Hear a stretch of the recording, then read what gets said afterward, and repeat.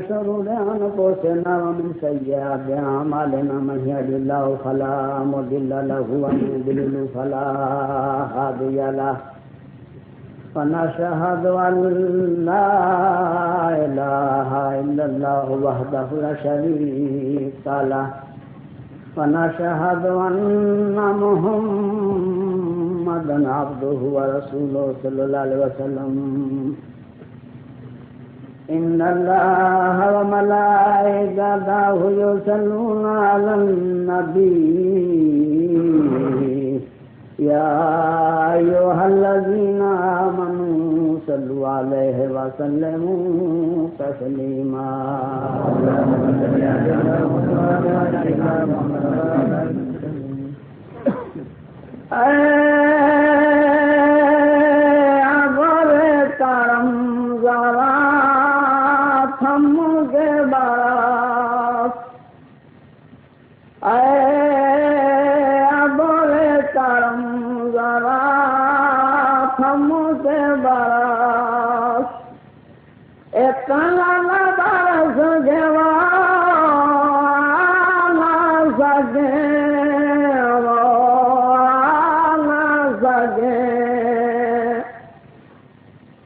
جب وہ آ جائیں دو جم کے برس جب وہ آ جائیں دو جم کے برس ایک برس کے وہ جانا سکے وہ جانا سکے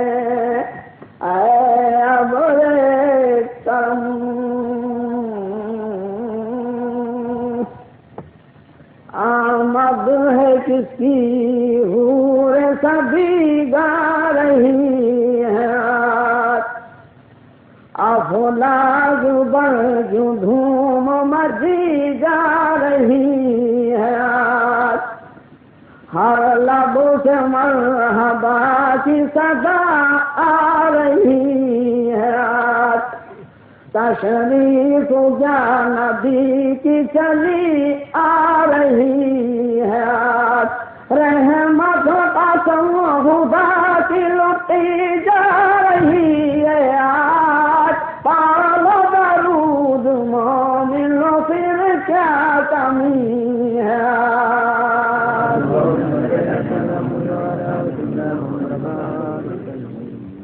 ذکر خدا رسول جی محفل سجی ہے آج حوروں میں دھوم صلی اللہ کی مچی ہے آج جنت خدا کے نور سے دلہن بنی ہے آج ہر گل کے ہوٹھوں پہ دیکھو ہنسی ہے آج رحمت قسم خدا کی لٹی جا رہی ہے آج پالو درود ملو پھر کیا کمی ہے آج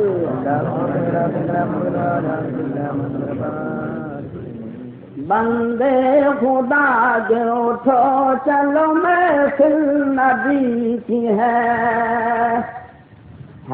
وقت کم اٹھو چلو محفل نبی کی ہے ذکر خدا شریک ہو محفل نبی کی ہے گوہر مراد سے بھرو محفل نبی کی ہے رحمت قسم خدا کی لٹی جا رہی ہے آج پالو درود مومنو پھر کیا کمی ہے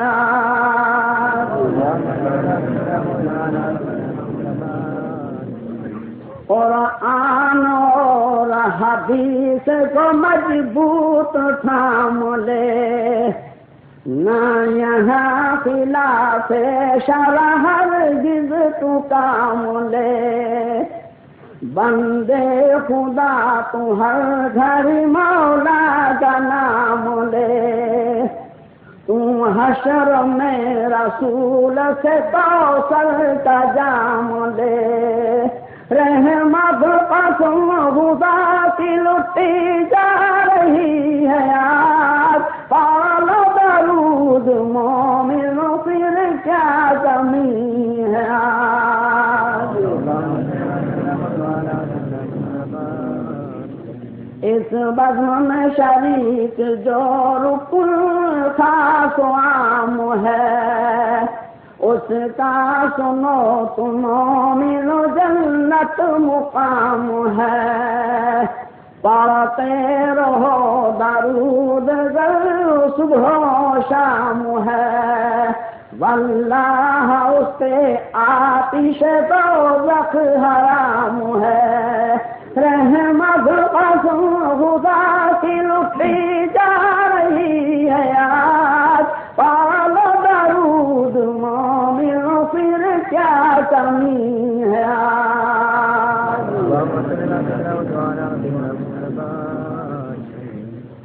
میرے محترم دوستو، میرے بھائی اور میری بہن،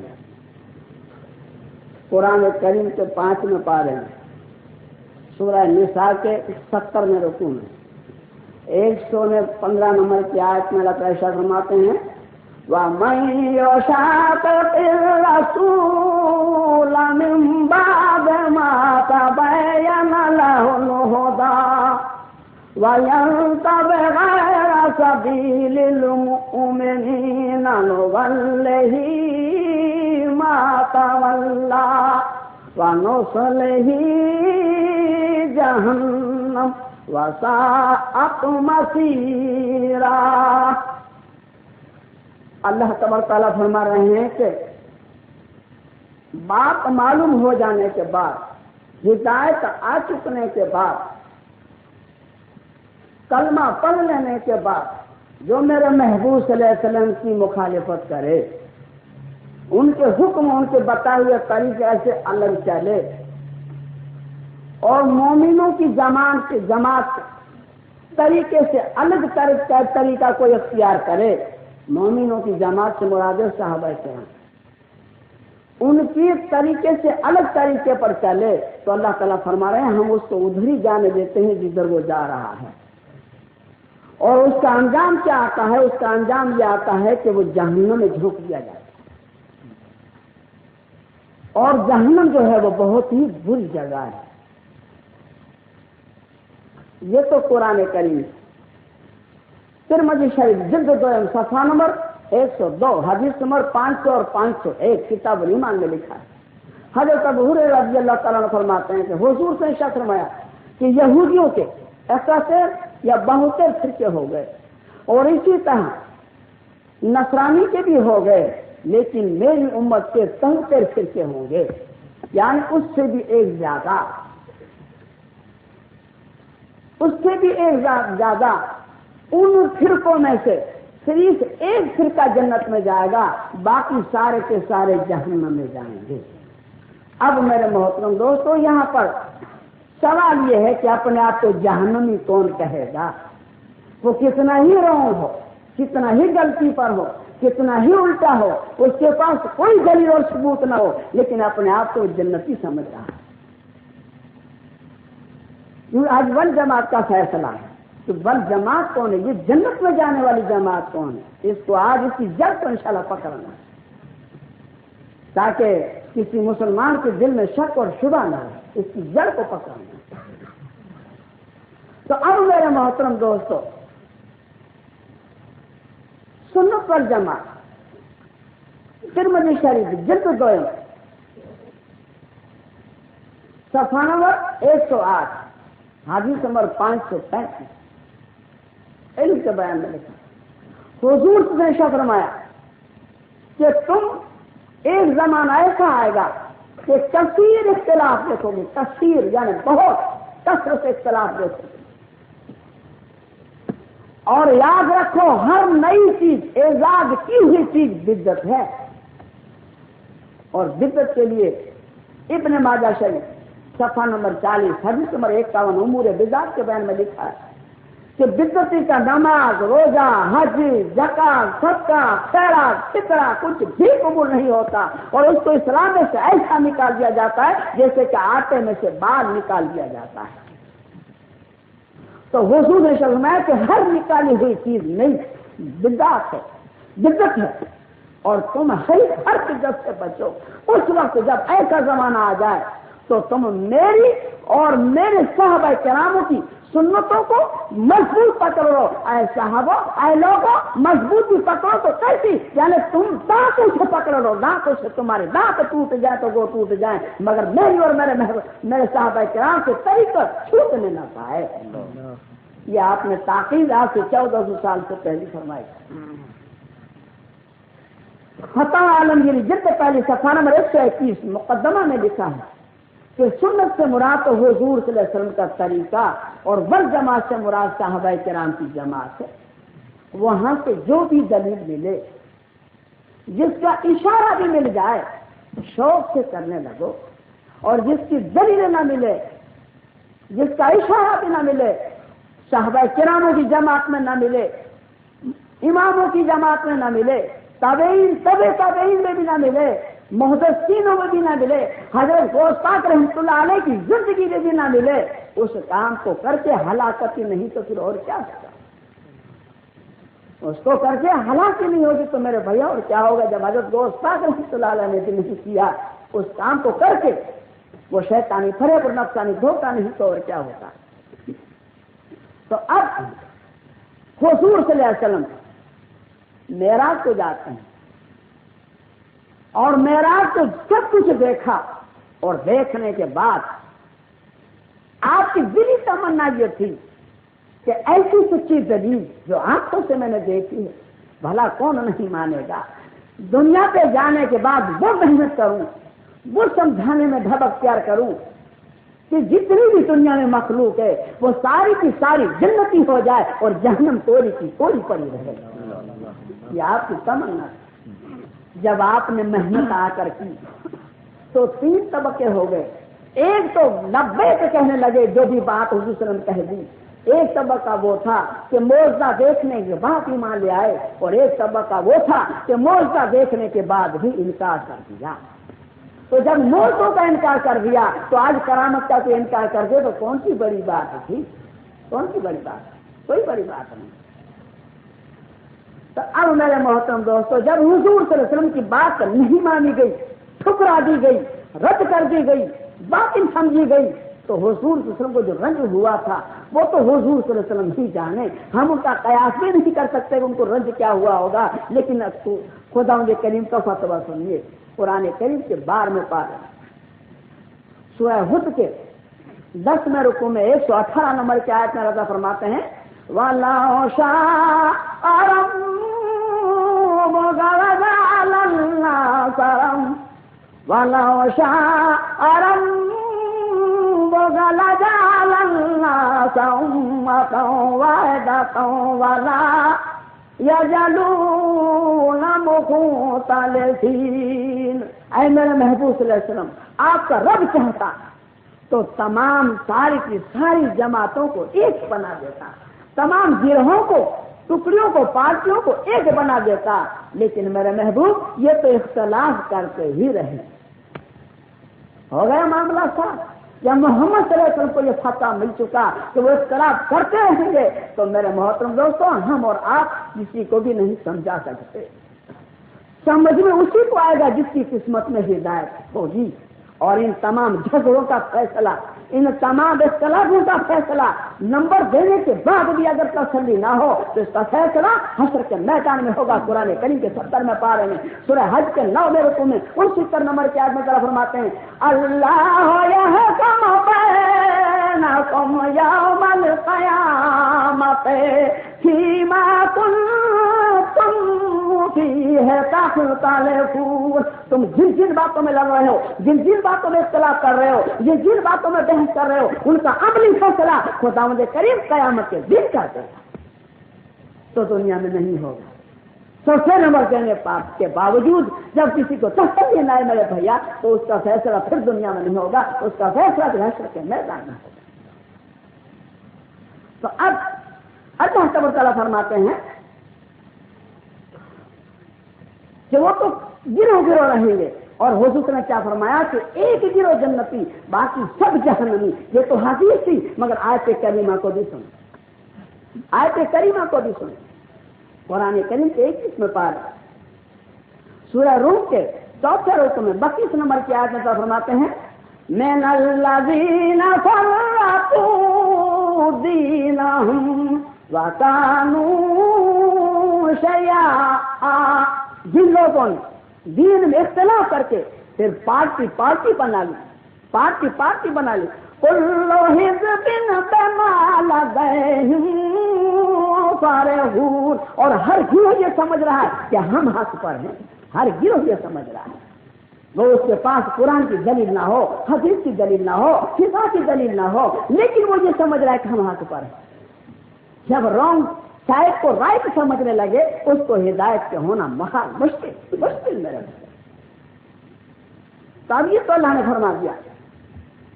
تو قرآن کریم کے 11 میں پارے سورہ یونس کے 2 رکوع میں 19 نمبر کی آیت میں فرماتا ہے وَمَا كَانَ النَّاسُ إِلَّا أُمَّةً وَاحِدَةً فَاخْتَلَفُوا. یہ جماعتیں جو ہیں پہلے ایک ہی جماعت تھی، پھر اس کے بعد میں گروہ پالتی ہو گئی. کیوں ہو گئی؟ کس لیے ہو گئی؟ قرآن کریم کے 25 میں پا رہے ہیں سورہ شعراء کے 2 رکوع میں 14 نمبر کی آیت میں فرماتا ہے وَمَا تَفَرَّقُوا إِلَّا مِن بَعْدِ مَا جَاءَهُمُ الْعِلْمُ بَغْيًا بَيْنَهُمْ. یہ لوگ جو ٹکڑے ہوئے جا رہے ہیں، گروہ پارٹی ہوئے جا رہے ہیں، ان کو علم حق آ جانے کے بعد بھی اپنی ضد سے ہوئے جا رہے ہیں. علم تو ہے حق اور نہ کی دلیل تو قرآن حدیث میں موجود ہے، لیکن ضد میں میرے بھیا ہوتے چلے جا رہے ہیں. کیسے ضد میں ہو گئے؟ اس کی سمجھ میں یہ بات کیسے ہے کہ بھائی ضد میں گروہ ہوتے چلے جا رہے ہیں. قرآن کریم کے پہلے پارے سورہ بقرہ کے 8 رکوع میں 65 اور 66 نمبر کی 2 آیت میں فرماتے ہیں وَلَقَدْ عَلِمْتُمُ الَّذِينَ اعْتَدَوْا مِنْكُمْ فِي السَّبْتِ فَقُلْنَا لَهُمْ كُونُوا قِرَدَةً خَاسِئِينَ. تمہیں ان لوگوں کا قصہ معلوم ہے جو حد سے آگے بڑھ گئے. ہم نے اس پر ہفتے والے دن کو مچھلی کا شکار کیا، مگر وہ آگے بڑھ گئے تو ہم نے بھی کہہ دیا کہ تم ذلیل بندر ہو جاؤ. وہ ذلیل بندر ہو. پھر یہ 65 نمبر کی 66 نمبر کے اندر فرماتے ہیں فَجَعَلْنَاهَا نَكَالًا لِمَا بَيْنَ يَدَيْهَا وَمَا خَلْفَهَا وَمَوْعِظَةً لِلْمُتَّقِينَ. اس زمانے والوں کے لیے اور آنے والے لوگوں کے لیے ہم نے ایک عبرتناک واقعہ اور پرہیزگاروں کے لیے ایک نصیحت کی دلیل بنا دی. ہم نے وہ کیسے ہو گئے؟ ایک امت پر اللہ تبارک تعالیٰ نے ان پر جمعہ فرض کیا تو انہوں نے کہا کہ ہم کو جمعہ پسند نہیں، ہم کو شنیچر دے.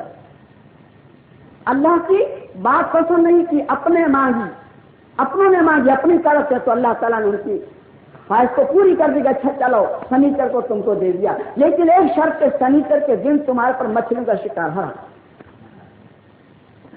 اب امتحان یہ ہوا کہ شنیچر کے دن مچھلیاں پانی پر گر رہی ہوں اور اس کے بعد پورا ہفتہ ایک مچھلی بھی نظر نہ آئے. مہینوں تک انہوں نے صبر کیا، مچھلی کھانے کو نہیں ملے، خوشبو کو طلبیں. پھر ایک انسان نے ہیلا تلاش کیا تو کیا کیا، یعنی شنیچر کو اس میں گل ڈال دیا تو ایک مچھلی اس میں پھنس گئی. تو وہ دھاگا جو تھا اس کو درخت سے باندھ دیا. اب اتوار کے دن ساری مچھلیاں چلی گئی، مگر وہ تو نہیں جا سکتی تھی کیونکہ پھنس گئی. اس لیے اس نے دھاگے کو کھینچ کے پکڑ کے لے آیا اور پکانے لگا گھر میں. اور اس پڑوس میں خوشبو آئی، سارے جمع ہو گئے کہ بھائی یہ مچھلی تینے کہاں سے بھائی جی؟ ہم تو زمانہ ہو گیا مچھلی نہیں مل رہی ہمیں، تو کہاں سے پکڑ کے لایا؟ تو اس نے کہا کہ بھائی دیکھو میں نے کل کو نہیں ماری، میں نے تو آج کو ماری ہے، میں نے کل کو نہیں پکڑی، کل کو میں نے ہاتھ بھی نہیں لگایا، آج میں نے پکڑی ہوں، آج پکڑا ہوں۔ تو گویا اس کا پکڑنا تو کل ہی کا تھا، سمجھے، مگر یہ ہلا اس نے تلاش کر دیا۔ تو آپ لوگوں کو جب پتا چلا کہ یہ ایک ترکیب اچھی ہے، بھائی سنیچر کو تو مارتے نہیں، ہم تو اتوار کو پکڑتے ہیں، تو سبوں نے گل ڈالنا شروع کر دیا۔ جب سبوں نے گل ڈالنا شروع کر دیا اور مچھلی اچھی خاصی پکڑنے لگے تو پھر تو لوگوں نے گڈھے کے گڈھے گاڑ دیے۔ جب پانی بھر جاتا کھڈوں میں تو مچھلی بھی بھر جاتی، پھر اس کے اوپر کانٹے رکھ دیتے، پانی بہہ جاتا، مچھلی پورے کا پورا گڈھا بھر کے رہ جائے، اور پھر بیل گاڑی کی بیل گاڑیاں بھر بھر کے لانے۔ تو اس میں 3 جماعتیں ہیں۔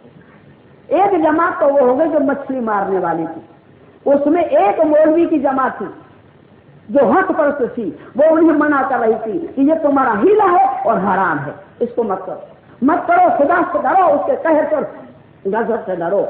تو وہ ان کا جواب یہی تھا کہ بھائی ہم کل شنیچر کو کہاں پکڑتے ہیں، ہم تو اتوار کو پکڑتے ہیں۔ اس میں ایک دوسری جماعت تھی، وہ دونوں کے بیچ میں تھی، وہ ان کو کہتے تھے عالموں کو کہ بھائی تمہاری بات کہہ چکے، اب نہیں مانتے تو جانے تو تم اس مصیبت میں پڑے ہو، روز کی کل کھٹی کرے ہو، سمجھے۔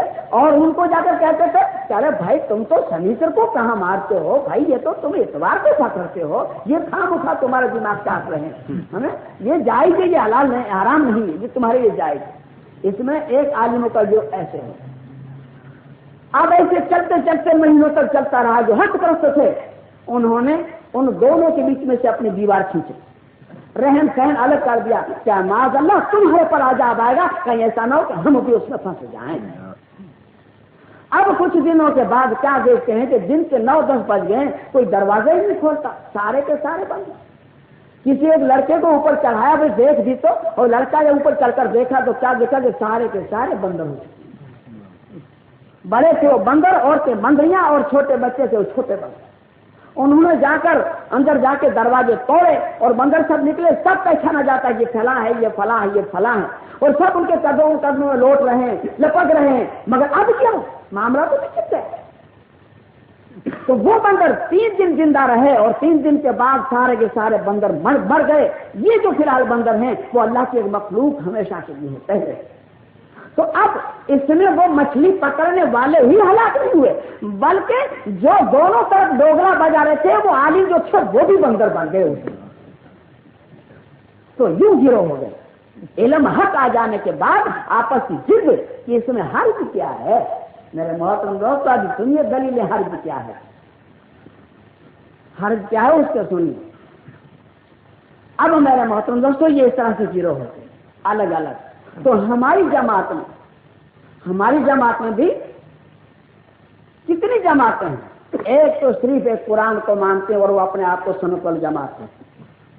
ایک ہماری جماعت میں وہ جماعت ہے جو قرآن اور حدیث کو مانتے ہیں اور کہتے ہیں کہ ہم سنت والجماعت۔ ایک جماعت ہو جو قرآن حدیث اور فقہ کو مانتی ہیں اور کہتے ہیں کہ ہم سنت والجماعت۔ اور چوتھی ایک جماعت ایسی ہے نہ قرآن کو مانے، نہ حدیث کو مانے، نہ فقہ کی کتابوں کو مانے، وہ بھی کہتے ہیں کہ ہم سنت والجماعت۔ یعنی جہنمی اپنے آپ کو کون کہے گا بھیا، سبھی اپنے آپ کو جنتی کہہ رہے ہیں، کہ کتنا ہی غلطی پر ہو، کتنا ہی رونگ ہو، لیکن سمجھ رہے اپنے آپ کو جنتی۔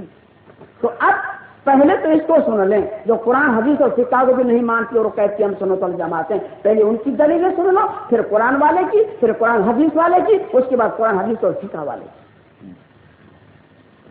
یہ جو قرآن حدیث اور فقہ کو نہیں ماننے والے لوگ اور کہتے ہیں ہم سنت والجماعت ہیں، تو یہ لوگ کون سے ہیں؟ یہ تعجیہ پرست اور قبر پرست والے ہیں۔ یہ تعجیہ پرست اور قبر پرست والے جو ہیں یہ نہ قرآن کو مانے، نہ حدیث کو مانے، نہ فقہ کی دلیل کو مانے۔ جس کو جس بارے کا صفحہ نمبر چاہیے انشاءاللہ ہم سے لے لو، اگر حق کی تلاش ہے تو۔ میرے محترم دوستو، قرآن کریم کا یہ فیصلہ، قرآن کریم کے 15 پارے میں سورہ بنی اسرائیل کے 4 رکوع میں 26 اور 27 نمبر کی 2 آیت میں اللہ فرماتے ہیں وَآتِذَ الْقُرْبَى حَقَّهُ وَالْمِسْكِينَ وَابْنَ السَّبِيلِ وَلَا تُبَذِّرْ تَبْذِيرًا۔ तुम लोग गरीबों को, मिस्किनों को, मोहताजों का उनका हक अदा करो, मुसाफिरों का उनका हक अदा करो, रकम को बेजा ना उड़ाओ, बेकार रकम को ना उड़ाओ। ये 26 नंबर की आयत और 27 नंबर क्या फरमाया, इन्नल मुबज़्ज़िरीन कानू इख़्वानल शयातीन, फजूल पैसा खर्च करने वाला शैतान का भाई है। वकान शैतान लिरब्बिही कफूरा, और शैतान जो है वो अपने परवरदिगार का बड़ा ही नाशुक्रा है। तो फजूल पैसा खर्च करने वाला शैतान का भाई। आप दयानतदारी से सोचो रहमतुल्लाह अलैहि के सितारे कि हमने बांस लाए, बांस पर कागज चिपकाए और चिपकाने पर उसमें जितनी मेहनत और खर्चा हुआ उसमें दीन का कौन सा भला हुआ और गरीब का कौन सा भला हुआ। अगर ताजिया बनाना जायज होता, अभी हदीसों के आयतों के नंबर इंशाल्लाह दूंगा, अभी फिर दलील दे, सभी सफे नंबरों का तो इंशाल्लाह ढेर लगाऊंगा। अगर जायज होता तो फिर इमाम हुसैन एक ही तो शहीद नहीं हुए हैं, इनसे बड़ी हस्ती वाले तो शहीद हुए हैं, यानी हजरत उमर रज़ी अल्लाह तआला अन्हु वो भी तो शहीद हुए हैं, हजरत उस्मान गनी रज़ी अल्लाह तआला अन्हु वो भी तो शहीद हुए हैं, हजरत अली रज़ी अल्लाह तआला अन्हु वो भी तो शहीद हुए हैं, हजरत इमाम हसन रज़ी अल्लाह तआला वो भी तो शहीद हुए हैं। तो इनका किसी का भी नहीं बनाया जाता और सिर्फ इमाम हुसैन ही का क्यों बनाया जाता। बात यह है कि वो है रिवाज, मजहब नहीं। मजहब जो होगा मेरे मोहतरम दोस्तों पूरी दुनिया में एक होगा, पूरी दुनिया में। देखिए आप कि सुबह के अंदर 2 रकात सुन्नत तो सारी दुनिया में 2 रकात सुन्नत, सुबह में 2 रकात फर्ज तो सारी दुनिया में फर्ज, बच्चे का खतना सुन्नत तो सारी दुनिया में सुन्नत, निकाह पढ़ाना सुन्नत तो सारी दुनिया में सुन्नत। उसको कहते हैं अजमा। मेरे मोहतरम दोस्त अजमा ये नहीं कि 5-10 मौलवियों ने फतवा भेज दिया कभी, वो अजमा नहीं समझा गया, वो अजमा नहीं होता। नमाज के पहले आजान तो सारी दुनिया में आजान, सुबह की नमाज में अस्सला तो खैरा मुन्ना तो सारी दुनिया में अस्सला तो खैरा मुन्ना, जोर में नहीं तो सारी दुनिया में नहीं। कत्तामती सलात जमाती भी से तकबीर तो सारी दुनिया में तकबीर, कत्तामती सलात तो सारी दुनिया में कत्तामती सलात। तो मेरे मोहतरम दोस्तों मजहब होगा जो सारी दुनिया में होगा, एक जगह पर हो दूसरी जगह पर ना हो। बर्बर में है जोन्सबर्ग में नहीं, जोन्सबर्ग में है तो फिर रोडेशिया में नहीं, रोडेशिया में है तो मलावी में नहीं, मलावी में है तो जाम्बिया में नहीं, जाम्बिया में तो इंडिया में नहीं, इंडिया में तो अरबस्तान में नहीं, अरबस्तान में तो मिस्र में नहीं, मिस्र में है तो तुर्क में नहीं, तुर्क में है तो अफगानिस्तान में नहीं, अफगानिस्तान में तो इंग्लैंड में नहीं। तो मेरे मोहतरम वो है रिवाज, वो मजहब नहीं, वो रिवाज वो मजहब नहीं। कुछ करे और कुछ न करे तो ये मजहब हुक्म जो होगा, फिर कोई न करे और बात, मगर हुक्म सारी दुनिया में एक सा होगा। अगर ताजिया बनाना हुक्म होता तो सारी दुनिया को होता और अरबस्तान में सबसे पहले होता, मगर नहीं। तो उसमें लकड़े, फांस और पहले रद्दी कागज चिपकाया जाता है, रद्दी कागज जिसमें सिनेमा के और कार्टून हजारों उसमें होते हैं, और जब वो हजारों उसमें होते हैं तो भलाई से रद्दी कागज के अंदर इमाम हुसैन आएंगे भी, फिर उस पर चमक वाला कागज तो लगता है, मगर पहले रद्दी कागज लगाया जाता है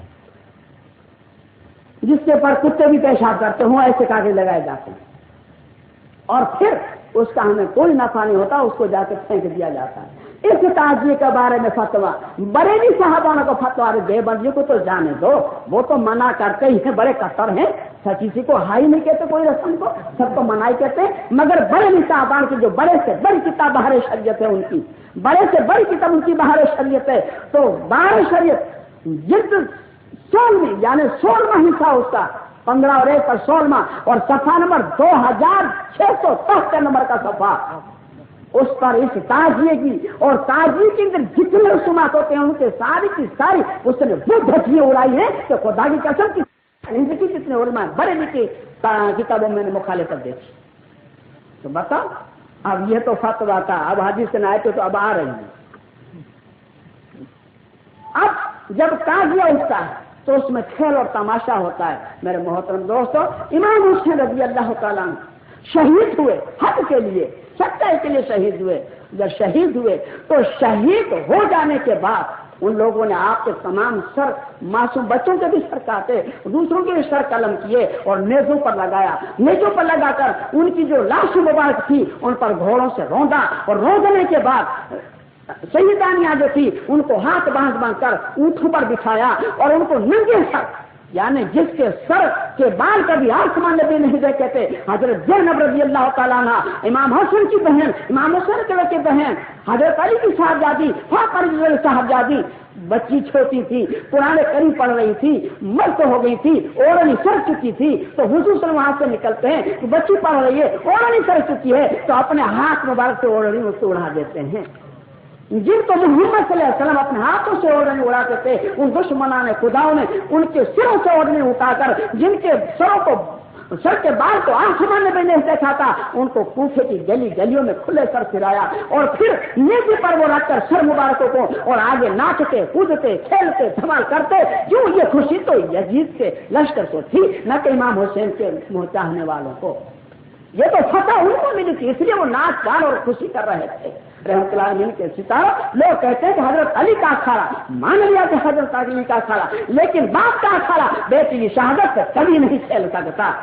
बाप का अखाड़ा बेटी की शहादत पर चले कभी नहीं खेल सकता। आज हमारे घर पर, हमारे घर में एक बूढ़ा हो और कोई मर्द बूढ़ा, ऐसा बूढ़ा हो कि हम खुद भी उसके लिए दुआ मांग रहे हो, चाहे बारी ताला उसकी बेचारे की अब रूह का खाता बिल खैर फरमा, क्योंकि हम भी घर वाले उससे तंग आ गए हैं। ऐसा इंसान अगर मर जाए और पड़ोस में शादी हो रही हो, ढोल ताशे शहनाइयां बज रही हो, टेप रिकॉर्ड या रेडियो बज रही हो, तो मरने के बाद फौरन आदमी भेजने के उसको कह दो कि बंद कर दो, वो बोला जो था वो गुजर गया।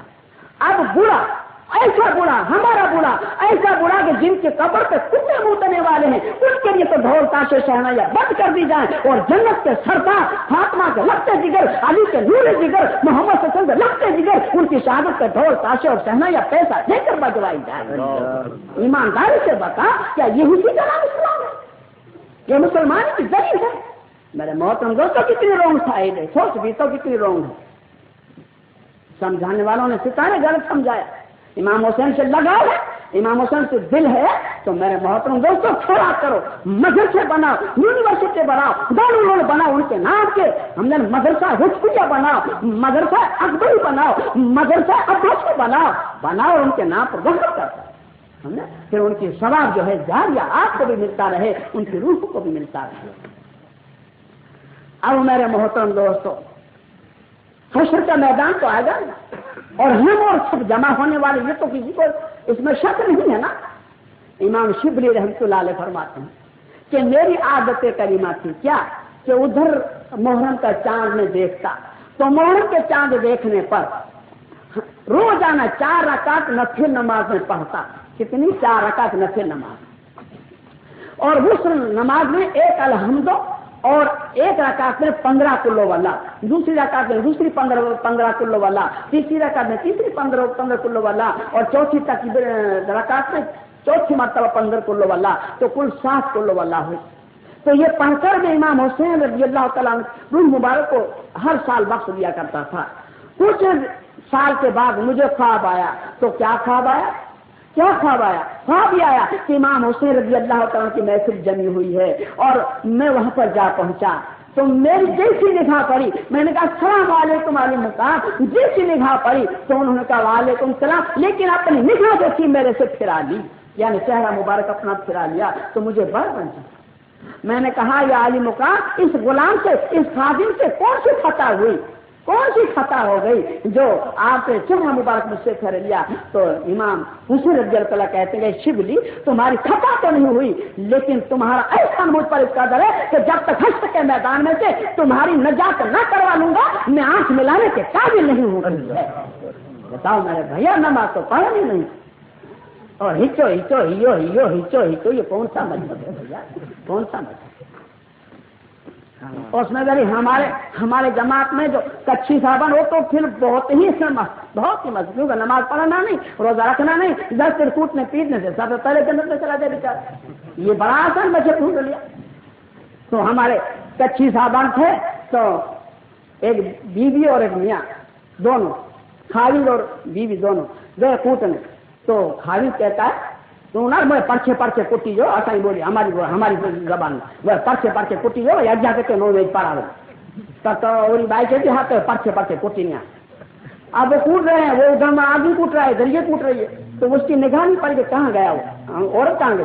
तो कूटते कूटते क्या कहता है, हट भी से करते वही, हट भी से करते वही, हट भी से करते वही, यहाँ खड़ी से कहाँ गई, यहाँ खड़ी कर।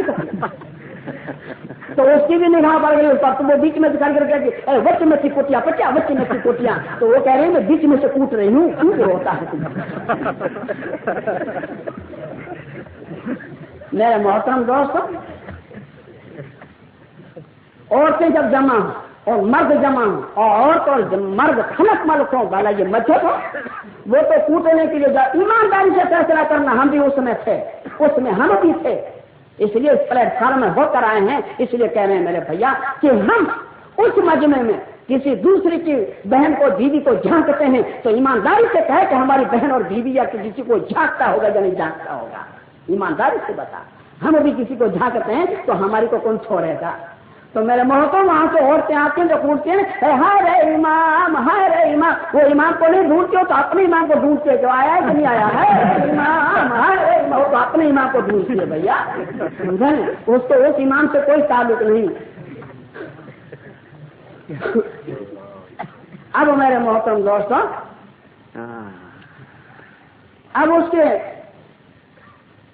ये फतवा देते हैं कि भाई ये जो वहाबी लोग जो हैं देवबंदी और तबलीग वाले, ये इमाम हुसैन की शरबत का मुनकर है। मेरे भैया कोई मुनकर नहीं, मगर करने का तरीका हो ना, मुनकर कोई नहीं, मगर किसी को समझाने का ढंग याद हो, किसी को ना हो, इसलिए बेचारे वो कह दे, वो हमको करना पड़ जाए। अब ये लिखा है, हुजूर ने फरमाया कि जिसने माह मुहर्रम की 10 तारीख का रोजा रखा, 10 तारीख को रोजा रखा, तो उसको 10,000 हज का सवाब, 10,000 उम्रे का सवाब, 10,000 शहीदों का सवाब और 10,000 फरिश्तों की आमरी जिंदगी का सवाब। और जिससे उस रोजे को रखा और उस रोजे रखने वाले को किसी ने रोजा इफ्तार कराया, तो रोजा रखने वाले का सवाब कम नहीं होगा, बल्कि इफ्तार कराने वाले को वो सवाब मिलेगा कि मेरी रूए जमीन की पूरी उम्मत को दावत कर देना और एक रोजेदार को रोजा खुलवा देना, ये दोनों सवाब में बराबर होंगे।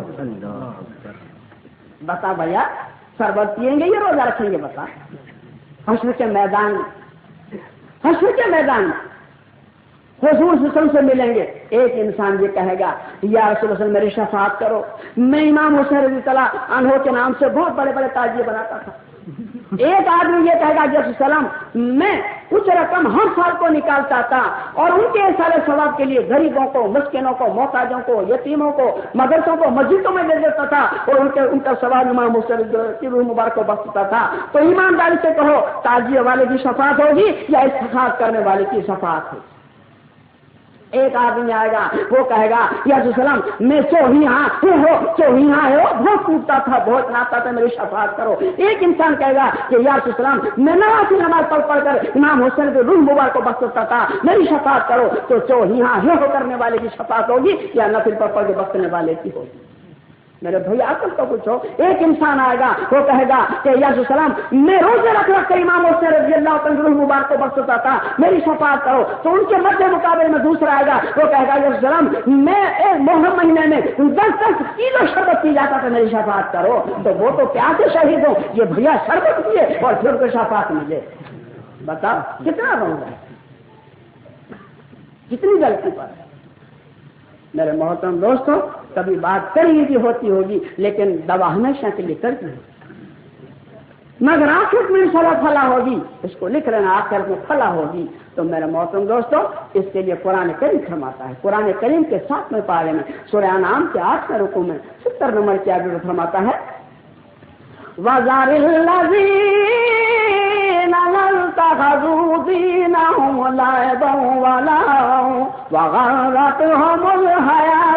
दुनिया, उन लोगों से तुम ताल्लुकात ही छोड़ दो जिन्होंने दीन को खेल और तमाशा बना रखा है और दुनियावी जिंदगी ने उनको धोखे में डाल दिया है, उनसे तुम ताल्लुकात ही छोड़ दो, अल्लाह ताला फरमा रहे हैं। तो मेरे मोहतरम दोस्तों, ये खेल नहीं तो और क्या।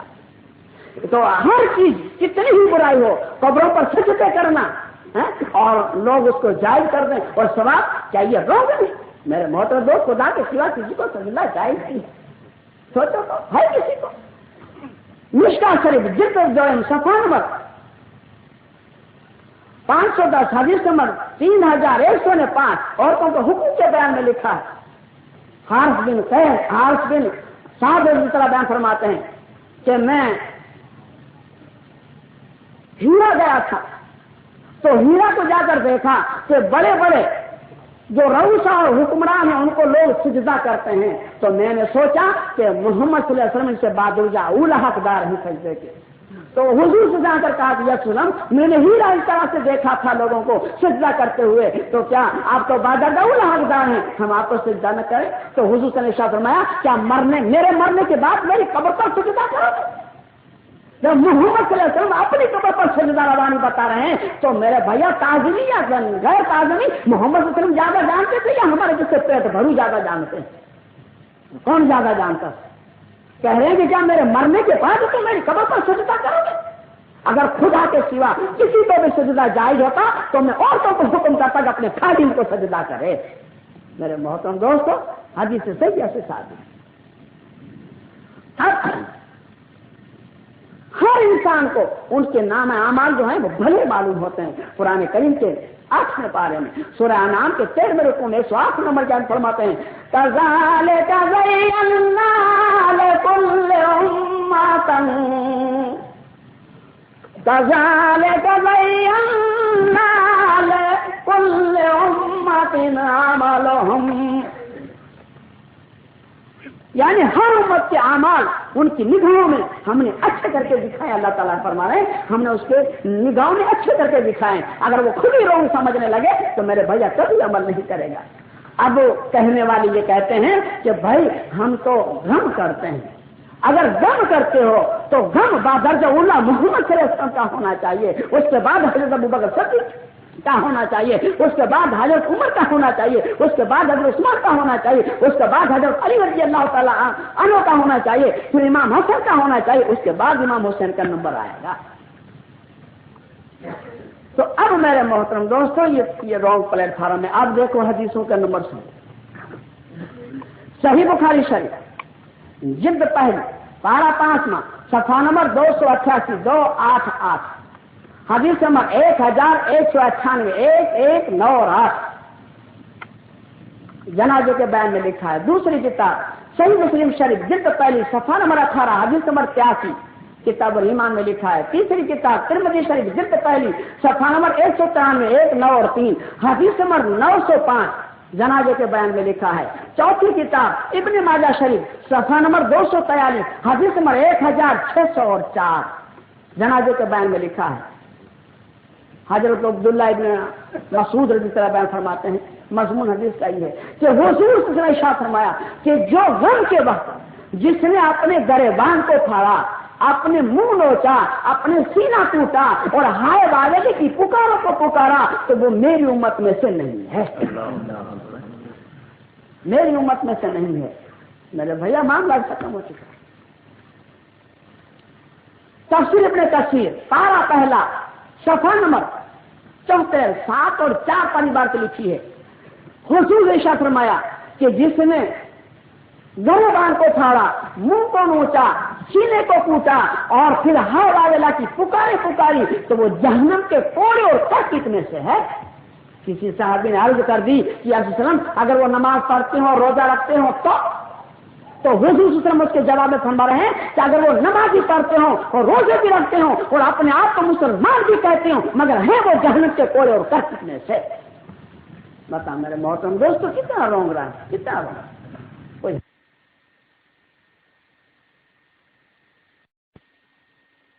کوئی نہیں آ رہی ستاروں کے کہ وہ کیا کریں.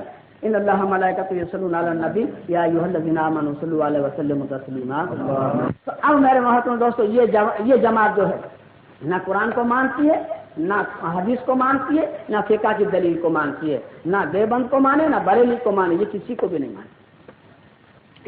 دوسری دلیل وہ ہے جو اپنے آپ کو اہل قرآن کہتے ہیں اور حدیثوں کو نہیں مانتے. میرے محترم دوستو جب تک حدیث کو نہیں مانیں گے اس وقت تک قرآن کریم کو سمجھ ہی نہیں سکیں گے. قرآن کریم کا فتویٰ ہے وہ آپ کے مسئلہ نماز پڑھو, کیسے نماز پڑھیں گے بتاؤ. اب وہ جماعت جو قرآن اور حدیث کو مانتی ہے، جو اپنے آپ کو اہل حدیث کہتے ہیں، یہ جماعت حق پر ہے۔ لیکن ان صحابوں کا ہمارے پر جو اعتراض ہے کہ یہ تقلید جو ہے، فقہ جو ہے، فقہ نہیں بلکہ فتنہ ہے، مگر اس فقہ کو فتنہ نہیں بلکہ فقہ کے اصول پر انہیں بھی تسلیم کرنا پڑے گا، اور نہیں کریں گے تو قرآن اور حدیث سے بھی مسئلہ حل نہیں ہو سکے گا، جس کا انشاءاللہ بھی ایسے جواب ملیں گے جس کے بعد جواب نہیں ہوگا۔ فقہ کو بھی ماننا پڑے گا، اور اگر فقہ کو نہیں مانیں گے تو فرض، واجب، مستحب، محتسن، سنت موقدہ، غیر موقدہ، اس کی ترتیب کہاں سے لاؤ گے؟ بتاؤ، ترتیب کہاں سے لاؤ گے؟ ترتیب تو فقہ ہی بتلاتی ہے، اس کی ترتیب تو فقہ بتلاتی ہے۔ کوئی حدیث میں فرض، واجب، سنت موقدہ، غیر موقدہ، مستحب، محتسن، مباح تو صحیح تشریح آپ کو حدیث میں نہیں ملے، تو یہ جو ملے گی تو فقہ ہی ملے گی۔ اب یہ کیسے لوگ ہم کو کہہ سکتے ہیں میرے بھیا، جب اس کے لیے حدیث سے دلیل کرتے ہوں کہ جو بات قرآن میں نہ ہو اور حدیث میں نہ ہو اور عملی زندگی میں اس کا درپیش مسئلہ آ جائے کہ بھائی بغیر کی چھٹتا نہیں، تو اب کیا کرنا تو پڑے گا، مگر اب کیا کریں، کس طرح سے کریں، جس کی انشاءاللہ دلیلیں بھی آ رہی ہیں، تو اس کو کہتے ہیں قیاس، اجتہاد کہتے ہیں۔ اور اجتہاد جو ہے حدیثوں سے منع نہیں، جب مزید حدیثوں سے منع نہیں تو بھیا وہ کیسے فقہ کو رونگ کہیں؟ اب دیکھیے کیسے منع نہیں۔ ابو داؤد شریف جلد 30 پارہ 23 صفحہ نمبر 94 9 اور 4 حدیث نمبر 196 باب نمبر 71 7 اور 1۔ دوسری کتاب ترمذی شریف جلد پہلی صفحہ نمبر 266 266 اور حدیث نمبر 1227 باب الاحکام کے بیان میں لکھا ہے، حضرت معاذ بن جبل رضی اللہ تعالیٰ عنہ یمن کے گورنر بنا کر بھیجے جا رہے ہیں، تو حضور صلی اللہ علیہ وسلم ان کو جب چھوڑنے کو جاتے ہیں، جب وہ جا رہے ہیں تو چھوڑنے کو جاتے ہیں، تو ان کو پکڑ کر کہتے ہیں معاذ یہ تو بتاؤ تم فیصلہ کیسے کرو گے؟ وہاں تمہیں گورنر بنا کر تو بھیجے جا رہے ہیں، مگر آپ فیصلہ کیسے کرو گے؟ تو حضرت معاذ رضی اللہ تعالیٰ عنہ نے کہا کہ یا رسول اللہ صلی اللہ علیہ وسلم میں قرآن کے کریم میں دیکھ کر فیصلہ کروں۔ تو حضور صلی اللہ علیہ وسلم فرمایا اگر قرآن کریم میں نہ پاؤ گے تو فرمایا کہ یا رسول اللہ میں آپ کی زندگی میں یعنی حدیثوں میں دیکھ کر بیان کروں گا۔ تو کہا کہ اگر حدیث میں بھی نہ پاؤ گے تو پھر کیا کرو گے؟ تو کہا کہ سر پھر اجتہاد کروں گا، قیاس کروں گا، سوچوں گا کہ کیا فیصلہ دوں۔ تو حضور صلی اللہ علیہ وسلم نے ان کے سینے مبارک پر ہاتھ پھرایا اور ہاتھ پھرانے کے بعد کہا کہ خدا کا شکر ہے کہ اللہ تبارک تعالیٰ نے محمد صلی اللہ علیہ وسلم کاشف کو یہ انعام عطا فرمایا ہے، اتنی سمجھ عطا فرمائی ہے، تو اس کو کہتے ہیں اجتہاد۔ جب قرآن اور حدیث میں ایک معاملہ نہیں تو پھر اس کے لیے کیا کرنا؟ تو میرے محترم دوستوں، یہ اب قرآن و حدیث میں تعزیہ بھی نہیں تو یہ جائز نہیں ہوگا، کیونکہ اس کی ضرورت نہیں۔ ضرورت کس مسئلے کی ہے اس کو بھی ابھی ہم بیان کریں گے، اس کو بھی ابھی ہم بیان کریں گے کہ ضرورت کس کو کہتے ہیں، اور جس چیز کی ضرورت ہو بغیر اس کی چارہ نہیں جس کا فیصلہ ہونا چاہیے تو اس کا حکم ہو، اور قرآن اور حدیث کے اندر ہی حکم ہو، اس کو کہتے ہیں اجتہاد۔ قرآن سے نہ ہٹے، حدیث سے نہ ہٹے، فتویٰ اسی کے درمیان ہو، اس کو کہتے ہیں اجتہاد۔ اب صحیح بخاری شریف جلد 30 پارہ 30 صفحہ نمبر 529 حدیث نمبر ان اللہ ملائکتہ یصلون علی النبی یا ایھا الذین آمنوا صلوا علیہ وسلموا تسلیما، حدیث نمبر 2207 اور دوسری کتاب ترمذی شریف جلد پہلی صفحہ نمبر 266 حدیث نمبر 1226 باب الاحکام کے بیان میں لکھا ہے، حضرت ابو ہریرہ رضی اللہ عنہ فرما رہے ہیں کہ کوئی مسئلہ ایسا درپیش آ جائے تو قرآن و حدیث میں نہ ہو، اور حضور نے فرمایا کہ اس نے اجتہاد کیا، سوچا کہ کس طرح فیصلہ دیا جائے، تو سوچنے کے بعد اگر وہ رائٹ پر اس کا فتویٰ پڑ گیا تو اس کو دونا ثواب ملے گا، اور اگر غلطی پر فتویٰ پڑا تب بھی ایک گنا تو اس کو ثواب ضرور ملے گا، کیونکہ اس کی محنت ہے نا، محنت ہے۔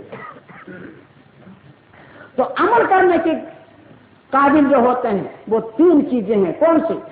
ابن ماجہ شریف صفحہ نمبر 41 اور حدیث نمبر 56 پر امور قیاس کے بیان میں لکھا ہے، حضرت نے ارشاد فرمایا کہ عمل کرنے کے قابل تین علم ہیں، ایک قرآن، ایک حدیث یعنی سنت، اور تیسرا استحاد یعنی قیاس۔ یہ تین عمل کرنے کے قابل ہیں۔ تو پھر میرے بھیا ہمیں کیسے رونگ کہیں؟ اچھا اب رونگ کون ہوتا ہے اس کو سن لو، اور رائٹ کون ہوتا ہے اس کو سن لو، پھر انشاءاللہ قرآن حدیث اور چھٹا کو ماننے والے کی دلیلیں سنو۔ جو انسان رائٹ مذہب پر ہوگا اس کے پاس ایک دلیل ایسی موجود ہے کہ روئے زمین کے اندر کسی کے پاس یہ دلیل نہیں ہے۔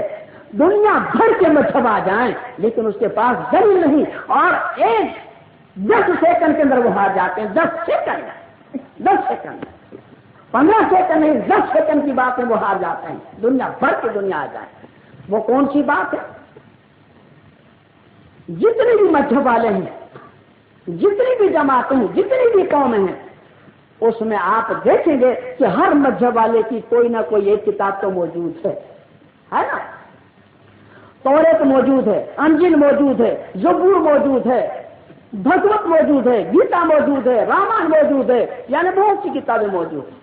لیکن روئے زمین پر کوئی مذہب والا اس کی دلیل نہیں لا سکتا کہ اس کے مذہب کی کتاب اس کے اول سے لے کر آخر تک اس کی جماعت میں کوئی اس کا حافظ ہے۔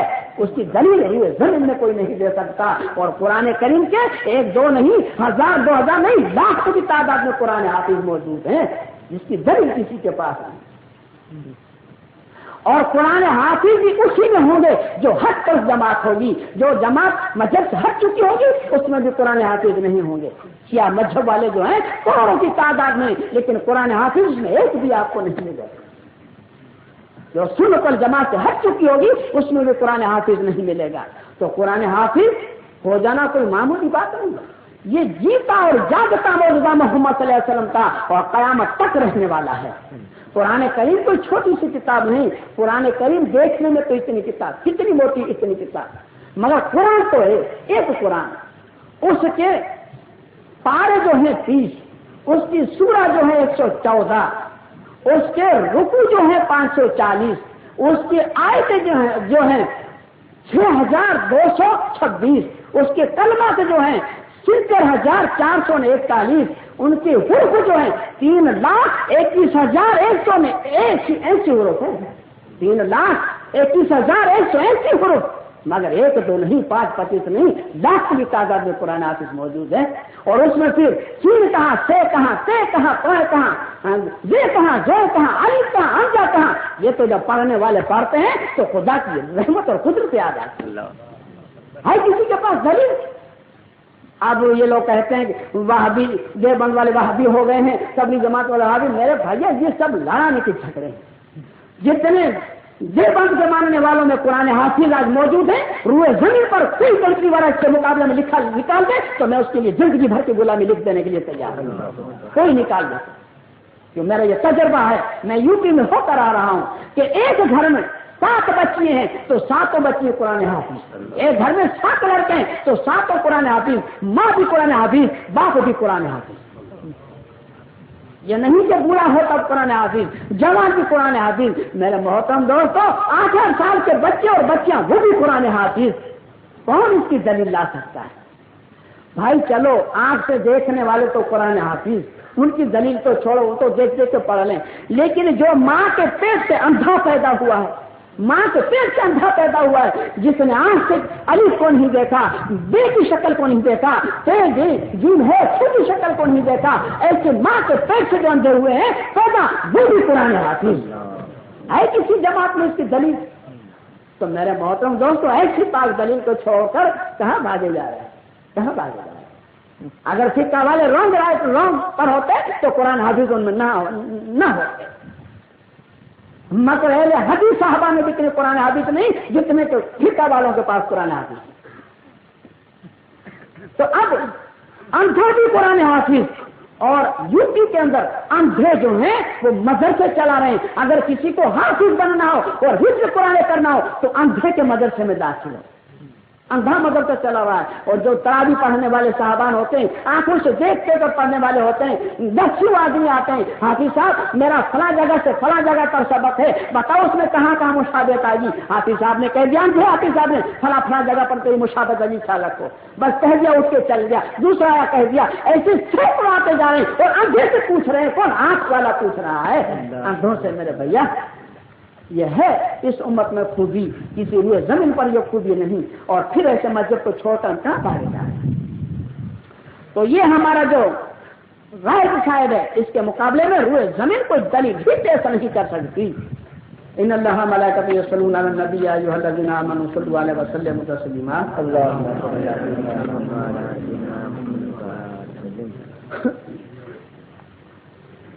اب میرے محترم دوستو, اب اس بحث پر آؤ. تو قرآن حدیث اور فقہ ماننے والے کی جماعتیں کیسی پھوٹی, یہ کہاں سے پیدا ہوئی, یہ کہاں سے ابتدا ہوئی اس کی. زوفی نام کا ایک آدمی فارس سے مسلمان ہوا اور فارس سے مسلمان ہو کر عرب میں آیا, اپنے کنبے کو چھوڑ کر عرب میں آیا. تو زوفی کا مطلب ہے جات کا. تو جب وہ کوفے میں آئے تو ان کا نام بدل کر, زوفی سے نام بدل کر نعمان رکھا گیا. اور نعمان کا لڑکا ہوا ایک لڑکا, تو اس لڑکے کو حضرت علی رضی اللہ تعالی عنہ کے پاس یہ نعمان لے گئے. تو حضرت علی نے ان پر ہاتھ پھرایا اور دعا دی. تو اس لڑکے کا نام رکھا ثابت. جب ثابت نام رکھا اور ان ثابت جب جوان ہوئے اور ثابت کا جو لڑکا ہوا اس کا نام رکھا نعمان. یہ وہ نعمان ہے جس کو امام اعظم اور ابو حنیفہ کے لقب سے پکارتے ہیں. حنیف یوں کہا گیا کہ خدا کے حکم کے مقابلے میں کسی کی بھی رعایت نہیں برتتے تھے, اس لیے اس کو حنیف کہا گیا. جیسے کہ ابراہیم علیہ السلام کو بھی حنیف کہا گیا, یعنی ایک خدا کو ماننے والا, اللہ کے قانون میں کسی کے اوپر رعایت نہیں رکھنے والا, اس لیے حنیف کہا گیا. تو فقہ کے اندر 4 جماعتیں ہیں, حنفی, مالکی, شافعی اور حنبلی, یہ 4 جماعتیں ہیں. اب اس کی ہسٹری سنو. امام ابو حنیفہ رحمۃ اللہ علیہ ایسی ہجری میں پیدا ہوئے اور ایسی ہجری میں پیدا ہوئے اور 150 ہجری میں آپ کی وفات ہوئی.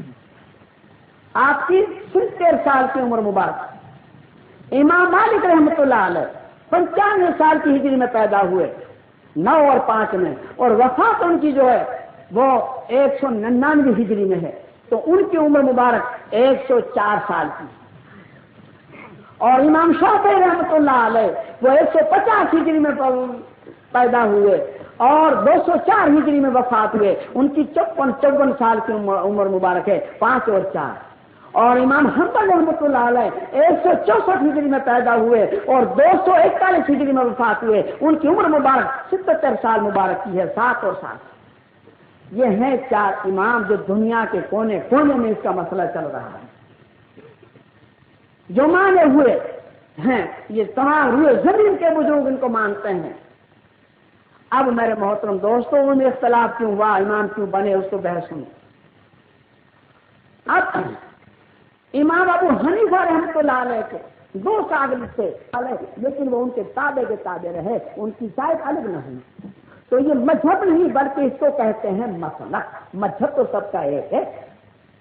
جو ہم جو اس بات میں مسئلہ کو مذہب کہہ کر اور لوگوں نے پوچھے نا اتفاقی اور بڑھ گئی, یہ اصل میں ہے مسلک, یعنی فتوا ان کا. مذہب تو چاروں کا ایک ہی ہے, مذہب الگ نہیں, مذہب چاروں کا ایک ہی ہے.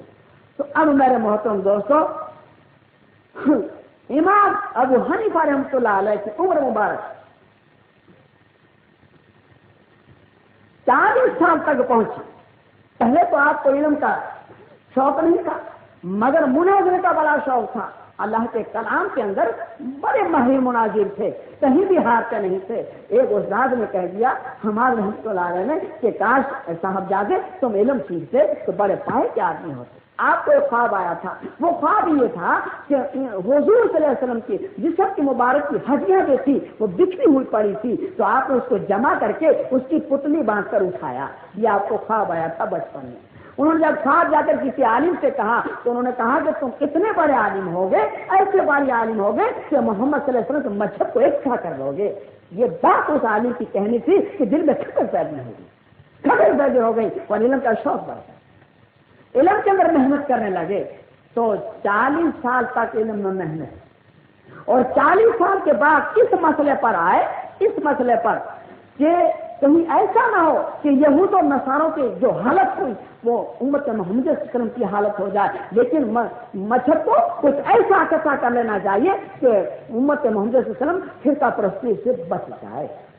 تو آپ نے مسئلے پر بحث، مسئلے پر قرآن اور حدیث سے مسئلہ اور حدیثوں کو قرآن کو ٹٹول کر ایک مسئلہ آتا تو آپ جماعت میں رکھ دیتے تھے اور کہتے کہ بھائی بتاؤ اس کے لیے تمہارے پاس کیا فیصلہ ہے۔ پھر وہ ساری جماعت جتنے سادری تھے ان کی طرف سے فیصلہ لے کر پھر خاص ایک میٹنگ ہوتی تھی جو اس میں خاص خاص طلباء جمع ہوتے تھے، اس سے پوچھا جاتا، ان میں مہینہ 15 دن تک بحث رہتی تھی، پھر وہ مسئلہ جب طے ہوتا قرآن و حدیث سے تو اس کو لکھ دیا جاتا تھا۔ تو 30 سال کے عرصے میں 6 لاکھ مسئلے آپ نے لکھے ہیں۔ کتنے؟ 6 لاکھ، اور وہ 6 کتابیں ہیں جو آج بھی موجود ہیں۔ ان 6 کتابوں کا نام یہ ہے جامع صغیر، جامع کبیر، شعر صغیر، شعر کبیر، زیادت اور مخصوص آج بھی موجود ہیں۔ انہوں نے 6 کتابیں ترتیب کی۔ تو امام مالک رحمۃ اللہ علیہ ایک کتاب لکھی جن کا نام ہے موطا، تو امام شافعی رحمۃ اللہ ایک کتاب لکھی جن کا نام ہے ام تحریر، امام حنبل رحمۃ اللہ ایک کتاب لکھی جن کا نام ہے مسند احمد۔ تو اب میرے محترم دوستو یہ کتابیں آج بھی موجود ہیں، اور ان 6 کتابوں کے اوپر سے ہمارے علماء کرام نے ہزاروں کتابیں لکھائی، ہزاروں کتابیں لکھائی۔ اب مسئلہ کیسا، مسئلہ کس طرح سے پھنستا تھا، فقہ کس کو کہتے ہیں، اجتہاد کس کو کہتے ہیں، قیاس کس کو کہتے ہیں، آج تک اس کی دلیل سمجھتا ہوں۔ ایک عورت اور ایک مرد تھا، دونوں کے اندر کچھ بناؤ نہیں تھا، تو عورت روٹ کر بیٹھی ہوئی تھی، روٹ کر بیٹھی ہوئی تھی، خالد سے بول نہیں رہی تھی، برابر ٹھیک تھا۔ تو خالد نے غصے میں آ کے کہہ دیا کہ اگر تم میرے سے نہیں بولے گی تو خدا کی قسم میں بھی تیرے سے نہیں بولوں گا۔ عورت بھی غصے میں آ گئی کہ تم میرے سے نہیں بولے گا تو خدا کی قسم میں بھی تیرے سے نہیں بولوں گی۔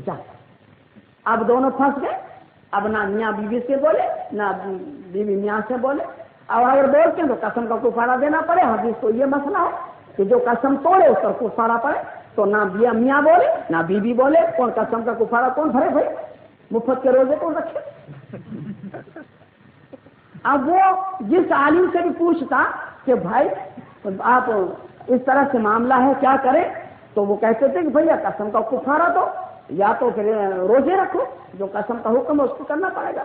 تو اس کو تو مفت میں چاہیے تھا، نہ کفارہ دینا تھا نہ روزے رکھنا تھا، مفت میں کوئی کہہ دے کہ جا حلال ہے اٹھا کے لے جا، بس تو کام بن جائے۔ جیسے آج نوجوان طبقہ ہے اور تو معمولی سی بات میں ریس کو دیکھنے کے جائے ٹکٹ نہ ملے اور تو غصے ہوں طلاق دے دیں، اور چند دن کے بعد پھر محبوب کا پکچر دیکھ کر آئے، گھر پہ آئے تو کوڑا کڑا کو محبوب تو ہو نہیں، پھر گردن کھجورے پھر جائیں مولوی صاحب کے پاس، مولوی صاحب میں نے 3 طلاقیں تو نہیں دی ہیں، میں تو یوں ہی کہہ دیا تھا 1 طلاق دیا تھا، یا تو پھر میں تو مروں پر تجھے رنڈا پر دلاؤں، ہم جائیں میں تو جاننے میں جاؤں مگر تجھے بھی لے کے جاؤں۔ مولوی کو بھی بیچارے کو پھانسنا تھے، اور پھر ان کی طرف سے اگر بڑے بڑے سیٹ اور متولی آ گئے تو مولوی کو ہاں ہی کہنا پڑے گا، مولوی صاحب ہاں نہ کہہ دے بیچارے کے لوگ ہی پوچھتا، مولوی کا دیکھو بیچارے کی مصیبت اس میں۔ اب کوئی ہاں نہیں کہتا اور اس کو مفت میں مسئلہ چاہیے، تو یہ جب مفت میں مسئلہ چاہیے، یہ ڈھونڈتا ڈھونڈتا امام ابو حنیفہ رحمۃ اللہ کے پاس پہنچے اور انہوں نے اپنا قصہ سنایا۔ تو امام ابو حنیفہ رحمۃ اللہ نے سن کر کہہ دیا کہ جا بھائی تیرے پر کچھ کفارہ بخارا نہیں، جا تو تیری بیوی سے بولنے لگا۔ اسے تو بہت پسند آیا، بھائی کیوں پسند نہ آئے؟ ایسا ایک واقعہ حضور کے زمانے میں بھی پیش آیا تھا، وہ یہ تھا صحیح بخاری شریف جلد 3 پارہ 22 صفحہ نمبر 103 حدیث نمبر 337 نفقات کے بیان میں لکھا ہے، اور ترمذی شریف جلد 1 صفحہ نمبر 143 حدیث نمبر 642 روزوں کے بیان میں لکھا ہے۔ مضمون حدیث کا یہ حضرت عبداللہ ابن مسعود فرماتے ہیں کہ ایک آدمی جو تھا اس نے رمضان کے روزے کی حالت میں اپنی بیوی سے ہم رشتہ ہو گیا، اب جب بیوی سے روزے کی حالت میں ہم بستر ہو جائے تو اس کے اوپر 60 روزے رکھنے پڑتے ہیں. اب اس نے روزہ تو توڑ دیا, معاملہ تو بگڑ گیا. پھر حضور کے پاس گیا, بولے یا رسول اللہ صلی اللہ علیہ وسلم ایسی غلطی ہو گئی, اب کیا کروں؟ تو حضور سے نے کہا کہ 60 روزے رکھ. بولے یا رسول اللہ صلی اللہ علیہ وسلم ایک روزہ نہیں رکھ پایا, 60 کیسے رکھوں گا؟ تو حضور سے نے فرمایا کہ تو کفارہ دے دے. بولے یا رسول اللہ میں تو اتنا غریب ہوں کہ میرے پاس کفارہ بھی نہیں ہے. تو اتنے میں اللہ کی شان کہ کہیں سے کھجور کا ٹوکرا آ گیا, حضور صلی اللہ علیہ وسلم کو ہدیے میں دے گیا ایک آدمی. تو حضور سے نے کہا کہ اچھا تمہارے پاس نہیں تو یہ ٹوکرا لے جا اور غریبوں کو تقسیم کر دے. تو اس نے کہا خدا کی قسم یا رسول اللہ وسلم مجھ سے بڑھ کر مدینے کے اندر کوئی غریب ہے ہی نہیں. تو حضور نے اچھا تجھ کھا جا.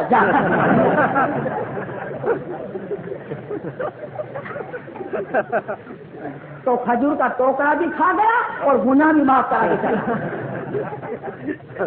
تو اس کو بھی ایسا ہی مسئلہ چاہیے تھا کہ اس کو یہ جو بھائی سے رہتے کہ مجھے بھی مفت میں ہو جائے. تو امام ابو حنیفہ نے فتوی دے جا بولنے لگ تیرے پر کچھ کفارہ بخارا نہیں. یہ تو خوش ہو گیا.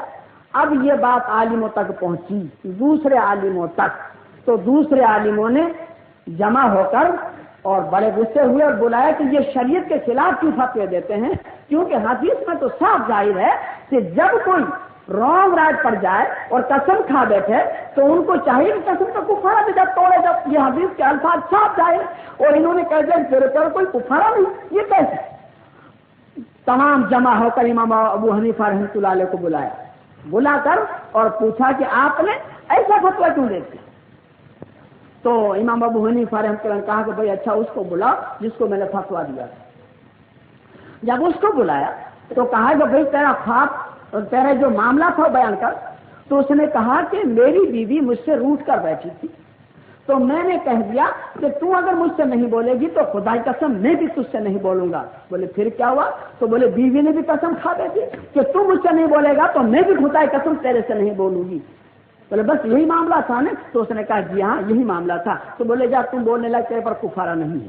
اب لوگ پھر بگڑے کہ کیسے کفارہ نہیں ہے, یہ قسم کھایا اور پھر جا کے بولے گا تو کفارہ کیسے نہیں ہے؟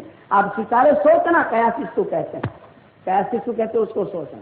اب امام ابو حنیفہ رحمۃ اللہ علیہ ان عالموں کو سمجھاتے ہیں کہ دیکھو بھائی عورت روٹھ کر بیٹھی تھی نا. بولے ہاں. تو اس نے قسم کھائی, کس نے؟ مرد نے, کہ تو مجھ سے نہیں بولے گی تو خدا کی قسم میں بھی تیرے سے نہیں بولوں گا. برابر؟ تو بولے برابر. اب مرد کی قسم بندھ گئی؟ بولے ہاں بندھ گئی. تو اب عورت غصے میں آ گئی.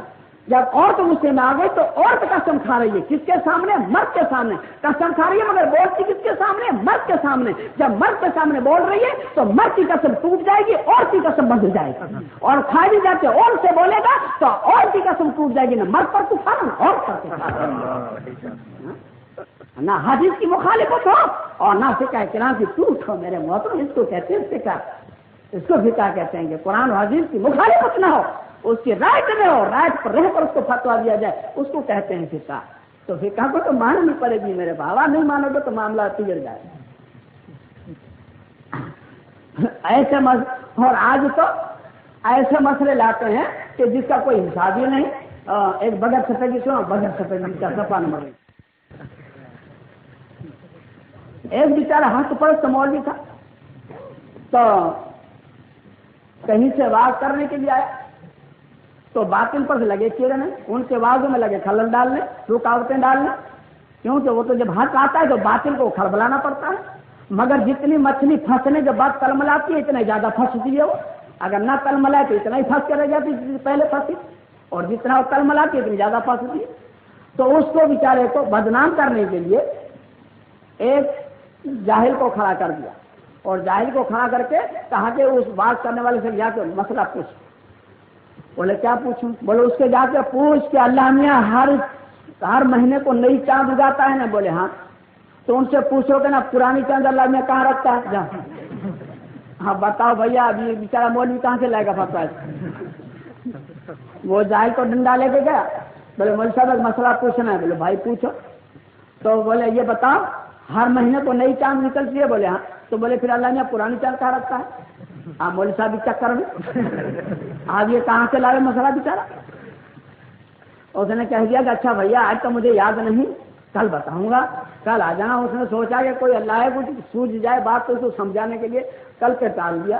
اب وہ تو کل ڈنڈا لے کر آیا، مولوی صاحب کے گھر کے دروازے پر بیٹھا ہے، اس نے مولوی صاحب نے جو گھر سے باہر دیکھا تو بیٹھا تھا ڈنڈا لے کر، اے اللہ تو اس مصیبت سے بچا، سمجھے؟ تو قرآن نے بھی کہہ دیا کہ جاہل سے سلام کر کے ہٹ جا تو پھر بندے کا کیا معاملہ؟ تو اب اس کا کوئی دوست نکلا، وہ کہتے ہیں نا کہ جیسے کو تیسا اور بامن کو نائی اور چلنے کے کھیت میں گدھا وائی، تو جیسے کو تیسا ملے تب معاملہ حل ہو، سمجھے؟ ڈنڈے سے ڈنڈا لڑے اور جاہل سے جاہل لڑے۔ تو میرے محترم اس کا دوست نے بولا بھائی یہاں کیوں بیٹھا ہے؟ بولے ایک مسئلہ پوچھنا ہے۔ بولے تیرے اور مسئلے کو کیا تو نماز بھی نہ پڑھے روزہ بھی نہ رکھے، تجھے مسئلے کیا پڑی تھی؟ بولے نہیں یار مسئلہ پوچھنا ہے۔ بولے چل چل چل، بولے نہیں یار تو چھوڑ، میرے سر پول مت کر، مجھے مسئلہ پوچھنا ہے۔ بولے ابے تیرے مسئلے کا تو میں جواب دے دوں گا۔ ابے بولے دیا اتنا بڑا عالم آیا ہے وہ بھی پھنس گیا، تو کیا جواب دیتا تھا؟ بولے اچھا اگر میں جواب دے دوں تو کوئی شرط لگتی ہے؟ بولے ہاں لگتی ہے۔ بولے کیا؟ بولے اگر تو جواب دے دے تو میں تجھے ناشتہ کراؤں، اور اگر تو نہ دے پائے تو مجھے ناشتہ کرائے گا؟ بولے قبول۔ اس نے کہا قبول، چلو دونوں جو جا کے ہوٹل میں کوئی ریسٹورینٹ تو اس میں بیٹھے۔ بولے اچھا پوچھ چل تیرا مسئلہ کیا ہے؟ تو اس نے کہا کہ دیکھ ہر مہینے کو اللہ نے نئی چاند اگاتا ہے نا؟ بولے ہاں۔ تو پھر پرانی چاند اللہ نے کہاں ڈالتا ہے؟ بولے بس یہی تیرا مسئلہ تھا؟ بولے ہاں یہی مسئلہ۔ تو بولے اچھا دیکھ جو پرانی چاند ہوتی ہے وہ کتنی پتلی ہوتی ہے معلوم ہے تیرے؟ بولے ہاں۔ کتنی پتلی ہوتی ہے؟ بولے بہت پتلی ہوتی ہے۔ بہت پتلی ہوتی ہے نا؟ بولے ہاں۔ تو بولے وہ جب پتلی ہو جاتی ہے تو اس کے ٹکڑے بنا بنا کر اللہ نے ستارے بناتا ہے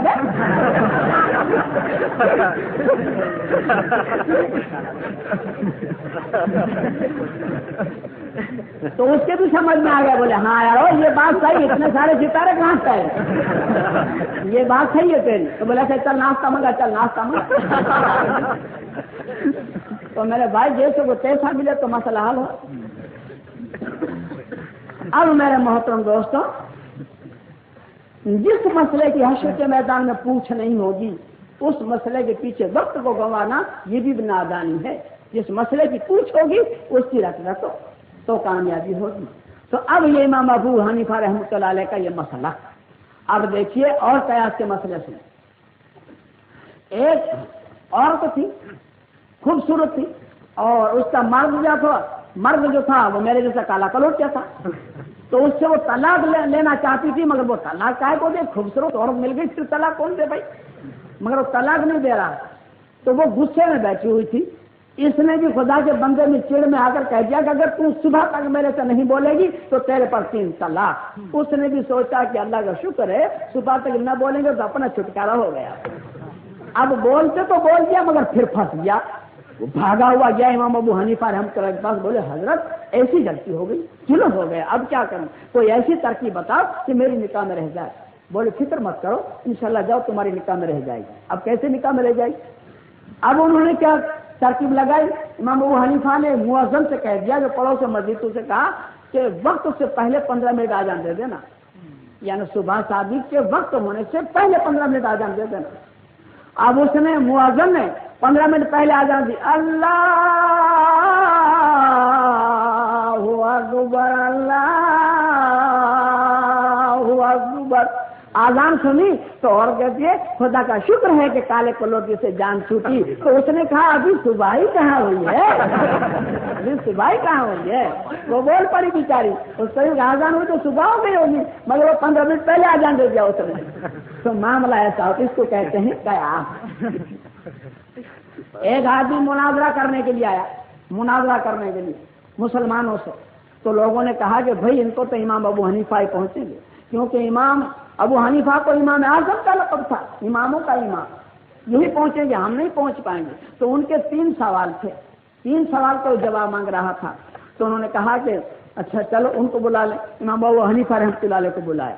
تو امام ابو حنیفہ رحمۃ اللہ نے اس کو مسجد کے ممبر پر بٹھایا، بٹھا کر کہا کہ بھائی بول تیرا کیا سوال ہے؟ تو اس نے کہا کہ اللہ سے پہلے کیا تھا اور اللہ کا رخ کدھر ہے اور اس وقت اللہ پاک کیا کر رہے ہیں، 3 باتیں تھی اس کی۔ تو اس نے کہا بس اور کچھ ہے؟ بولے نہیں۔ تو بولے اب تو نیچے آ جا، میں اوپر بیٹھ کے جواب دوں۔ اب اس کو نیچے اتارا، آپ اوپر گئے اور اوپر جا کر بیٹھے اور کہا کہ اب پوچھ کیا ہے؟ تو اس نے کہا کہ اللہ سے پہلے کیا تھا؟ بولے اللہ سے پہلے کیا تھا؟ تو 1 سے گن۔ تو اس نے کہا 1 2 3 4 5 6۔ تو بولے 1 سے پہلے سے گن۔ تو بولے 1 سے پہلے کیا گن؟ تو بولے ایک سے پہلے سے گن تو صحیح. بولے ایک سے پہلے کچھ ہے ہی نہیں تو کیا گنوں؟ تو بولے ایک سے پہلے کچھ نہیں تو پھر اللہ سے پہلے بھی کچھ نہیں. تو وہ عاجز آ گیا دلیل میں، وہ دلیل میں عاجز آ گیا. بولے پھر اب دوسرا کیا ہے؟ تو بولے اللہ کا رخ جدھر ہے. تو موم بتی جلا کر امام ابو حنیفہ نے بتائے. بولے دیکھ اس کا رخ کدھر نظر آتا ہے؟ بولے نہیں، یہ تو چاروں طرف اس کا ہے. بولے چاروں طرف اس کا ہے تو اللہ میں ابھی ایسے ہی. اب تیسرا سوال رہا کہ اس وقت اللہ میں کیا کر رہے ہیں؟ بولے ایک کو نیچے اتارتے ہیں، ایک کو اوپر بچھاتے ہیں. مجھے نیچے اتار دیا، مجھے اوپر بچھا دیا. اللہ میں یہ کرتے ہیں. تو میرے محترم دوستوں، یہ حاضری جواب سے اماموں میں اختلاف. اب امام ابو حنیفہ رحمۃ اللہ علیہ کا فتویٰ یہ ہے کہ مقتدی امام کے پیچھے سورہ فاتحہ نہ پڑھے، اور امام شافعی رحمۃ اللہ علیہ کا فتویٰ کہ مقتدی کے پیچھے مقتدی جو امام پیچھے سورہ فاتحہ پڑھے. ہمارے پاس بھی دلیلیں موجود ہیں، ان کے پاس بھی دلیلیں موجود ہیں. اب یہ ہمارے لڑنے کی کوئی ضرورت نہیں ہے. اب ان کو یہ تو واجب تو سبھی کے نزدیک ہے، کیونکہ قرآن کا فتویٰ ہے نا. قرآن کریم کے 9 میں پارے میں سورہ اعراف کے 24 رکوع میں 204 نمبر کی آیت میں فرماتے ہیں وَإِذَا قُرِئَ الْقُرْآنُ فَاسْتَمِعُوا لَهُ وَأَنصِتُوا لَعَلَّكُمْ تُرْحَمُونَ. جب قرآن پڑھا جائے تو کان لگا کے سنو تاکہ تم پر رحم کی جائے. تو قرآن کریم کا سننا ہمارے نزدیک بھی واجب ہے، امام شافعی رحمۃ اللہ علیہ کی بھی نزدیک واجب ہے، دونوں کے نزدیک واجب ہے. اب ہم تو اس کی دلیل سے نہیں پڑھتے ہیں سورہ فاتحہ. اور رہی مونگی جماعت کا معاملہ جوہر اور عصر کا، تو اس کے لیے ہمارے پاس حدیثیں بھی موجود ہے کہ حضور صلی اللہ علیہ وسلم کی پیچھے ہم سورہ فاتحہ نہیں پڑھتے تھے. اچھا، اب امام شافعی رحمۃ اللہ کی جو فتویٰ ہے تو اس فتوے کو اس مسلک کے ماننے والے اس فتوے کو بھی نہیں سمجھ پائے. اہل حدیث صاحبان کا بھی یہی فتویٰ ہے کہ امام کے پیچھے سورہ فاتحہ پڑھنا چاہیے، اور ان کا بھی یہی فتویٰ ہے کہ مگر پڑھنے کا ڈھنگ جو ہے وہ معلوم نہیں کیسے پڑھنی چاہیے. تو پڑھنے ہم سکھاوے، کیونکہ ہم حنفی مسلک والے ہیں، مگر ہم سے پھر مسئلہ تو پوچھتے جاؤ تاکہ تمہارا بھی مسئلہ حل ہو جائے. تمہیں معلوم نہیں، انشاءاللہ ہمیں معلوم ہے کہ کیسے پڑھے. تو امام شافعی کا جو مسلک ہے اور اہل حدیث صاحبان کا جو مسلک ہے وہ یہ ہے. کس طرح؟ الحمدللہ رب العالمین. اتنا پڑھ کے امام کو ٹھہر جانے کا حکم ہے، اور پھر اتنا مقتدی پڑھ لے، اس کے بعد امام کو آگے بڑھے. الرحمن الرحیم، وہاں امام ٹھہر جائے اور پھر آگے مقتدی بڑھے. پھر مالک یوم الدین، پھر یہاں امام ٹھہر جائے، کیونکہ مقتدی کو سننا تو واجب ہر حالت میں ہے. ٹھہرے اور ٹھہرنے کے بعد وہ پڑھے. اب مقتدی ایک دھڑ سے امام بھی پڑھ دے، مقتدی بھی پڑھ دے، تو نہ یہ شافعی کے مسلک میں جائے، نہ اہل حدیث کے مسلک میں جائے، حنفیہ کے مسلک میں تو ہے ہی نہیں. تو میرے محترم دوستوں سے تو ہمارا مسلک اچھا، تو اس میں جگہ ہی نہیں. کیونکہ سننے کا جو معاملہ ہے وہ ہمارے اس میں چکر ہوتی ہی نہیں. تو اب رحمۃ اللہ علیہ کے ستاروں امام شافعی رحمۃ اللہ علیہ کہتے ہیں کہ سورہ فاتحہ ختم ہونے کے بعد آمین زور سے کہو. ہمارے امام کہتے ہیں کہ آہستہ کہو. ان کے امام صاحب کہتے ہیں کہ بسم اللہ الرحمن الرحیم بلند آواز سے پڑھنا سنت. ہمارے امام کہتے ہیں کہ بسم اللہ الرحمن الرحیم آہستہ پڑھنا سنت. دونوں ترمذی شریف میں حدیث سے موجود ہیں. تو یہ اختلاف جو ہے حدیثوں کی بنا پر ہے. وہ کیسے ہوا کہ حضور صلی اللہ علیہ وسلم نے کبھی ایک عمل کیا اور کچھ دنوں کے بعد پھر اس عمل میں کچھ تبدیلی ہوئی. تو کچھ صحابان آپ کے ساتھ تھے اس وقت جو نکل چکے، دوبارہ ان کو پھر صحبت نصیب حضور صلی اللہ علیہ وسلم کی نہیں ہوئی، کیونکہ 1,24,000 صحابہ کرام تھے. لیکن مدینے اور مکے میں کتنے دفن ہیں؟ گنتی کے ہیں. کیوں؟ بیچارے دین پھیلانے کے لیے پھیل پڑے.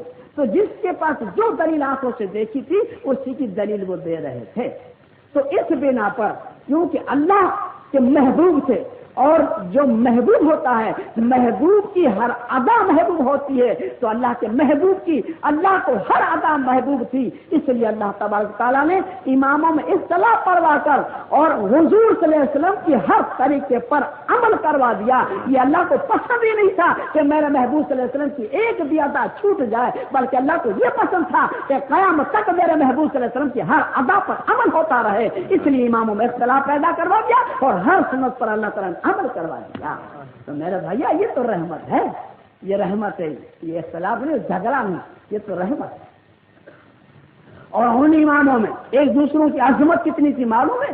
امام ابو حنیفہ رحمۃ اللہ علیہ کے نزدیک رفع یدین نہیں، رفع یدین اس کو کہتے ہیں جو بار بار نماز میں ہاتھ اٹھائے جاتے ہیں. اور امام شافعی رحمۃ اللہ علیہ کے نزدیک رفع یدین موجود ہے، لیکن جب بغداد میں فاتحہ پڑھنے کو جاتے ہیں امام ابو حنیفہ رحمۃ اللہ علیہ کے مزار مبارک پر، تو وہاں نماز کا وقت ہو جاتا ہے، نماز پڑھتے ہیں اور نماز پڑھتے اس میں رفع یدین نہیں کرتے۔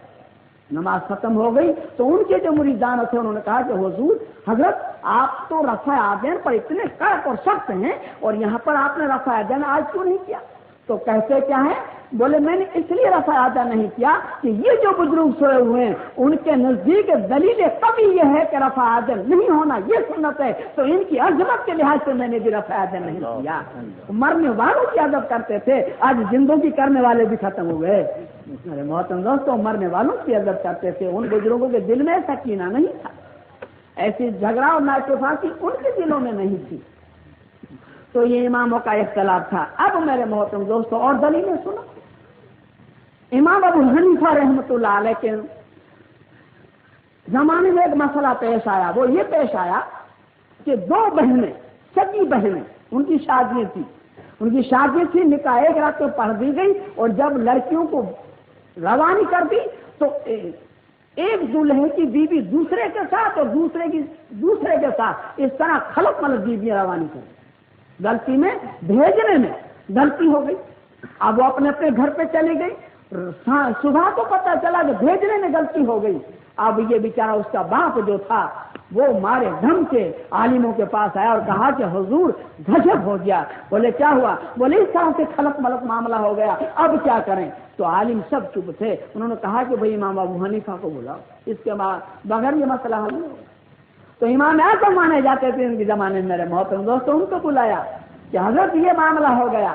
تو انہوں نے کہا کہ بھائی بات ایسی ہے، ان دونوں دلہوں کو بلاؤ، دونوں دلہوں کو بلاؤ کہ تو مسئلہ حل ہو جائے۔ دونوں دلہوں کو بلایا تو ایک دلہے کو امام ابو حنیفہ رحمۃ اللہ علیہ الگ لے کر پوچھا کہ بھائی جس کے ساتھ تو آج رات کو تھا وہ بیوی تجھے پسند ہے؟ تو اس نے کہا ہاں۔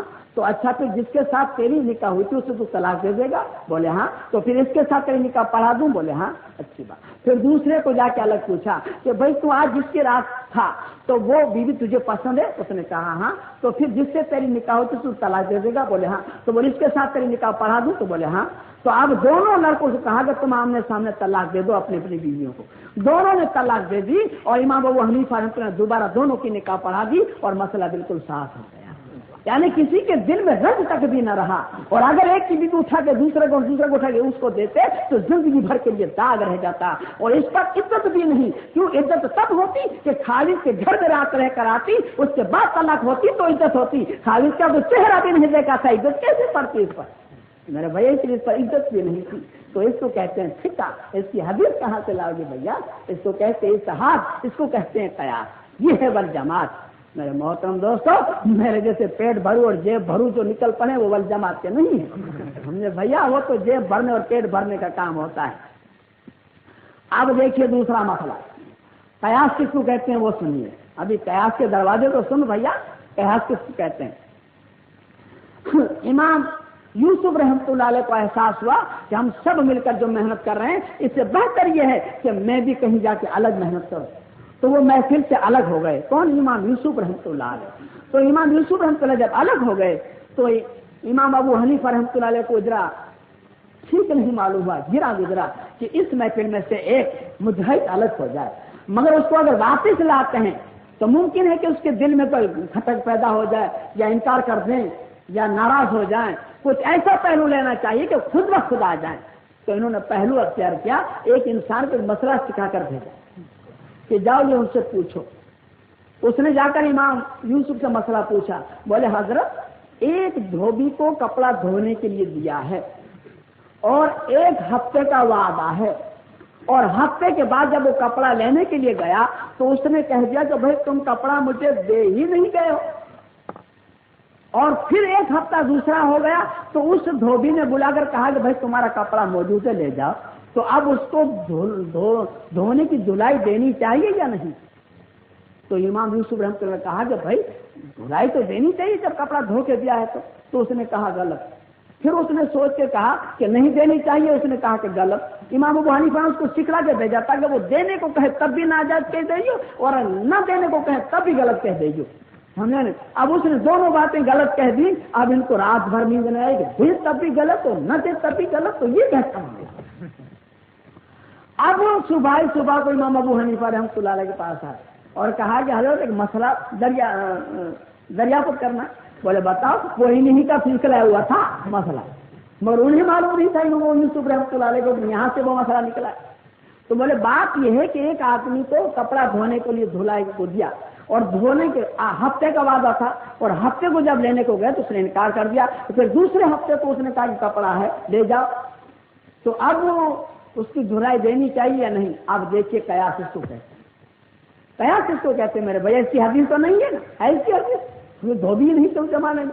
तो अब कयास इसको कहते हैं। इमाम अबू हनीफा ने कहा कि देखो, जब उसने इनकार कर दिया कि तुम्हारा कपड़ा हमारे पास नहीं है, उस वक्त वो कपड़ा धुला हुआ पड़ा था या बगैर धुला हुआ पड़ा था, आप देखना इस बात को है।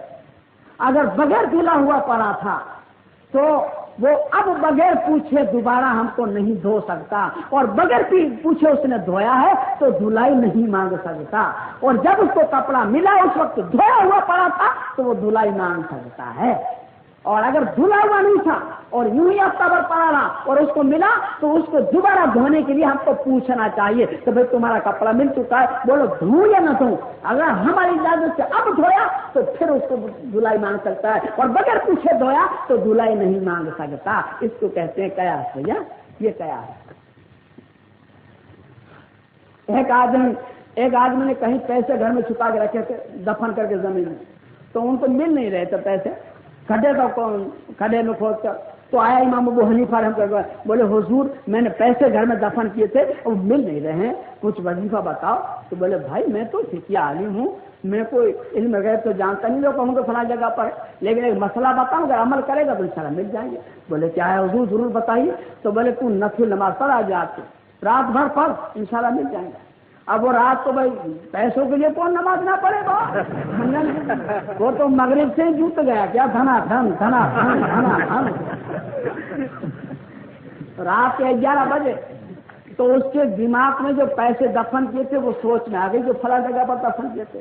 वो नमाज को छोड़ छाड़ मस्जिद से भागा घर पे जाके जो खड्डा खोदा तो पैसे निकल आए तो उसने छुपा के रख कर और फिर आया इमाम अबू हनीफा रहमतुल्लाह अलैह के पास। बोले हुजूर अल्लाह का शुक्र है पैसे मिल गए।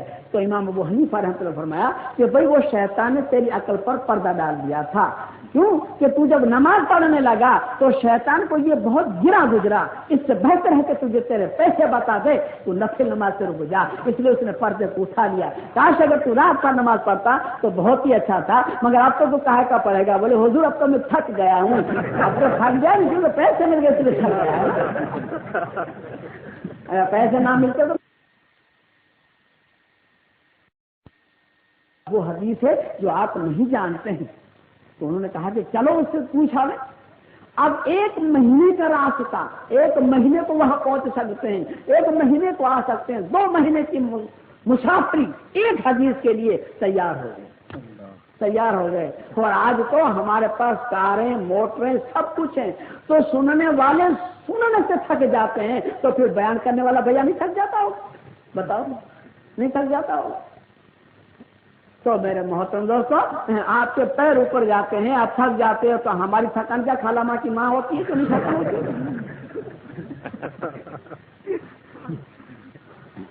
तो मेरे मोहतरम दोस्तों वहां पहुंचे, एक हदीस को सीखने के लिए वहां पहुंचे, 1 महीने के रास्ते पर वहां पहुंचे तो उस इंसान का घोड़ा छूट गया था। घोड़ा तो घोड़े को पकड़ने के लिए वो इस तरह से अपने कमीज की चार को पकड़कर इस तरह यूं फुसला रहा था घोड़े को पकड़ने के लिए।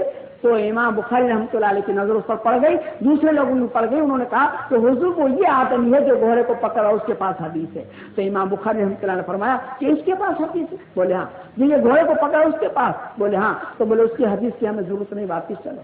बोले हुजूर 1 महीने से तो चले आ रहे हैं, कम से कम पूछ तो लो। और आज हम तो आंखें बंद करके सबको आलिम मानने के लिए भी तैयार, सबको पीर मानने के लिए भी तैयार, चाहे वो कितने ऊंधीबाजी मारते हो, मगर हम तो मानने के लिए तैयार। तो अब उन्होंने इमाम बुखारी रहमतुल्लाह अलैह ने اپنی کتاب لکھی، اس میں 7275 حدیثیں لکھی۔ اس کے بعد امام مسلم رحمۃ اللہ نے ایک کتاب لکھی، امام مسلم کے اندر 3418 حدیث، ترمذی شریف کے اندر 4000 حدیثیں موجود ہیں، دارمی شریف کے اندر 3456 حدیثیں موجود ہیں، ابو داؤد کے اندر 5201 حدیث موجود ہے، ابن ماجہ میں 4339 حدیثیں موجود ہیں، مشکات شریف میں 7001 حدیث موجود ہے، مزارہ کے اندر 7001 حدیث اور اس کی شرح موجود ہے۔ لیکن رحمت اللہ علیہ کے ستاروں، ظلم کرنے والوں نے ظلم کرنے میں بھی کمی نہیں رکھی۔ امام ابو حنیفہ رحمت اللہ علیہ کو زہر دے کر مار دیا۔ بتائیے، جو حق کی محنت لے کر اٹھتا ہے اس کے سامنے ہمیشہ کے لیے بغاوت ہوتی ہے، باطل محنت لے کر اٹھے اس کے سامنے کوئی بغاوت نہیں کرتا، کوئی نہیں کرتا۔ میرے بھیا، آپ نے آپ کی زندگی کے اندر دیکھا ہوگا کہ آپ کی ڈربن کی جمعہ مسجد میں کتنے ہی واز ہو گئے ہوں گے، لیکن کسی کی واز میں رکاوٹ نہیں آئی ہوگی سوائے حق آنے کے۔ یہی معاملہ ہے حق پرستوں کا اور باطل پرستوں کا۔ رحمت اللہ کے ستارے، جب حق آتا ہے تو باطل کو تلملانا پڑتا ہے، باطل کو تلملانا پڑتا ہے، باطل کو تلملانا پڑتا ہے۔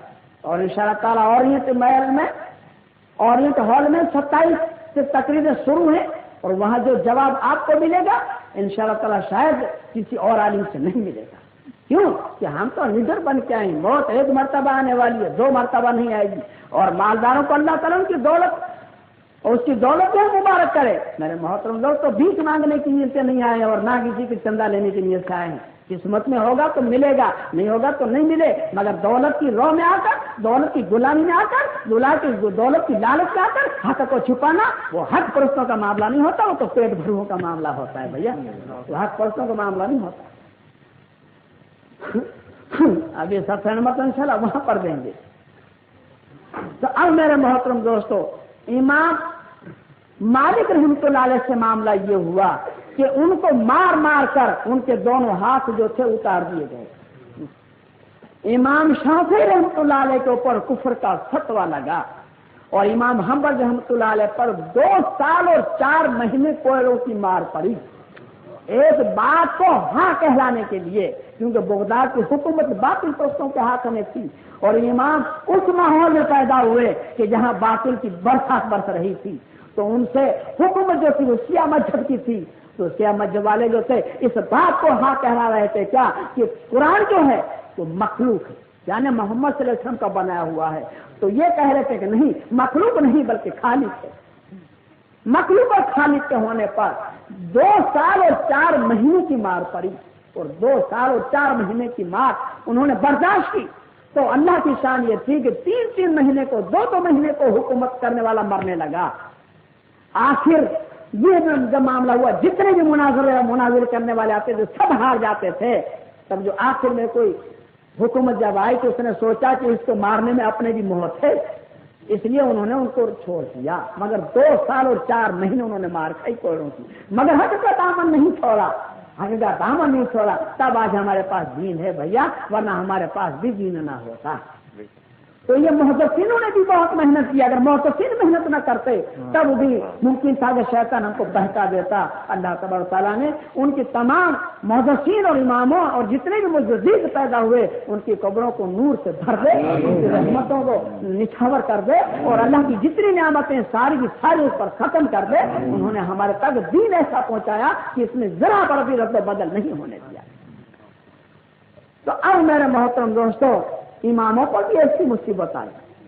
امام بخاری رحمۃ اللہ علیہ پر فتویٰ دیا گیا ضلع وطن کا، وطن سے باہر نکل جاؤ، تم فسادی آدمی ہو۔ یعنی حق کو کوئی فسادی سمجھا گیا ہے، فسادیوں کو کوئی فسادی نہیں سمجھتا، چاہے وہ کتنی ہی گمراہی جس نے ہمارے میں بٹھاؤ سدے کر دے، مگر اس کو کوئی گمراہ نہیں کہتا۔ امام بخاری رحمۃ اللہ علیہ پر فتویٰ دیا گیا، ان کو وطن سے باہر کر دیا گیا، بیچارے باہر چل دیے گئے، تو باہر نکل گئے، بخارے سے باہر نکل گئے، ایک کھجور کے درخت کے نیچے سوئے ہوئے ہیں، صحیح بخاری ان کے سینے پر رکھی ہوئی ہے اور کھجور کے درخت کے نیچے ان کی لبے جاں ہو رہی ہے، روح دے رہے ہیں، کوئی پانی پلانے والا نہیں، نہ ان کی کوئی بیچارے کی رعایت کرنے والا ہے، نہ ان کی کوئی آنکھوں کو بند کرنے والا ہے۔ میرے محترم دوستو، ہاتھ پرسوں نے وہ مسجد کو اٹھائی تب ہمارے پاس دین پہنچا ہے۔ میرے محترم دوستو، ایسے دین نہیں پہنچا۔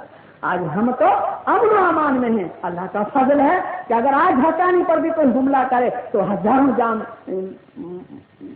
مرد مجاہد موجود ہیں، اس کی ہم کو فخر ہے۔ مگر وہ زمانہ ایسا تھا کہ بیچارے تنگ تنہا تھے، مگر جان پر کھیل گئے، مگر دین کو اپنے ہاتھ سے نہیں جانے دیا۔ میرے محترم دوستو، جانوں پر کھیل گئے، زہر کو پی لیا، مار کو کھا لیا، ہاتھ اتار دے گئے، کفر کا خطرے کو سہن کیا، مگر دین کو نہیں چھوڑا۔ آج ہم تو امن و امان ہونے کے باوجود بھی حق کی اگر تلاش نہ ہو تو ستاروں یہ بڑی کھوٹ کی بات رہی، بڑی کھوٹ کی بات رہی۔ تو میرے محترم دوستو، یہ ہے والجماعت، والجماعت ہی ہے۔ آپ اس کے سامنے محمد صلی اللہ علیہ وسلم کی سنتوں سے اور صحابہ کراموں کی طریقے سے جو بھی مسئلہ ملے اس کو لے لو، اس کو عمل کرو، اور اس میں سے جو بھی چیز نہ ملے ہم کو، تو اگر وہ ہم چیز نہیں کریں گے تو حشر کے میدان میں ہم کو پوچھ نہیں ہوگی کہ تم نے کیوں نہیں کیا، کیونکہ محمد صلی اللہ علیہ وسلم نے نہیں کیا، صحابہ کرام نے نہیں کیا، تابعین نے نہیں کیا، تابعین نے نہیں کیا، محدثینوں نے نہیں کیا، اماموں نے نہیں کیا، حضرت غوث پاک رحمۃ اللہ علیہ نے بھی نہیں کیا، تو اس کی ہم کو پوچھ نہیں ہوگی کہ تم نے کیوں نہیں کیا۔ اور اگر ثواب سمجھ کر ہم کریں گے، ثواب سمجھ کر، اور حشر کے میدان میں اللہ تعالیٰ نے پوچھ دیا کہ تم نے کیوں کیا، تو اس کا جواب دینا بھاری ہو پڑے گا۔ اللہ نے پوچھ مارا کہ تم نے کیوں کیا، تو اس کا جواب ہمارے پاس کیا ہو۔ تو میرے محترم دوستو، یہ سب رواج و رسم ہے، اس سے ہر انسان کو توبہ کر لینی چاہیے۔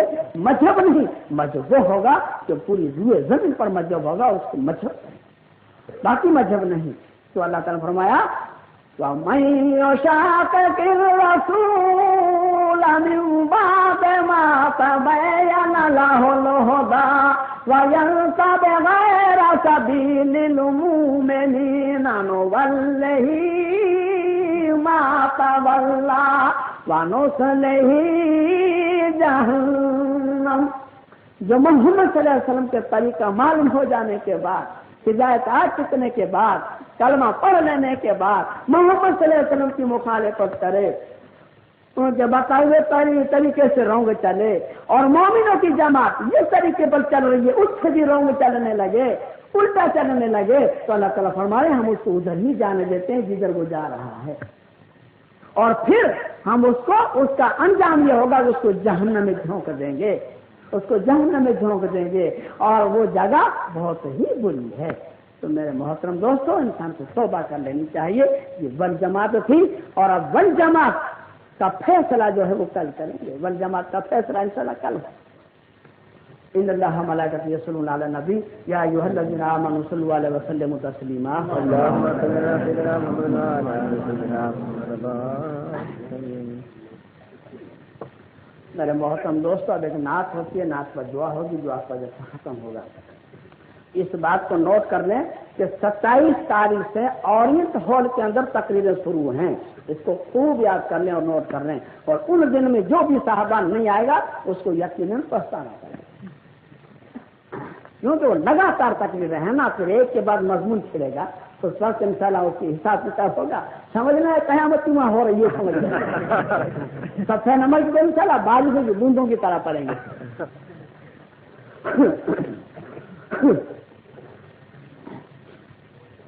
آج ہم نے بچوں کو دینی تعلیم سے محروم رکھ دیا۔ جو مجبور ہیں وہ تو مجبور ہیں، لیکن جو مجبور نہیں انہوں نے بھی محروم رکھا، یہ بڑے رنج کی بات ہے۔ رحمت اللہ ستارے اسی پر ایک نعت ہے، انگریزی پڑھایا بچوں کو، قرآن پڑھانا بھول گئے، ہائے بھول گئے، ایک لفظ شریعت یاد رہا، کام شریعت بھول گئے۔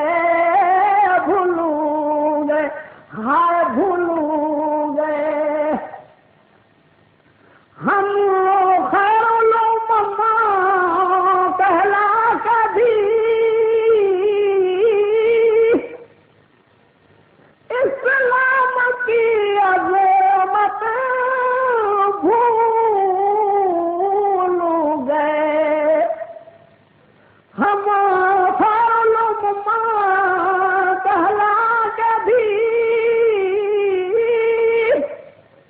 اسلام کی عظمت بھول گئے.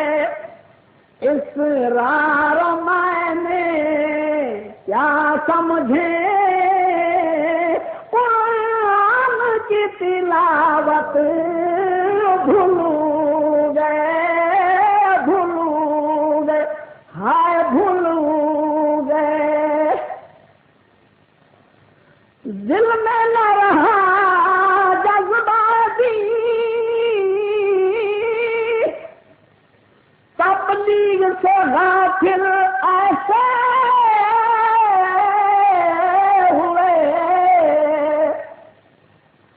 دل میں نہ رہا جذباتی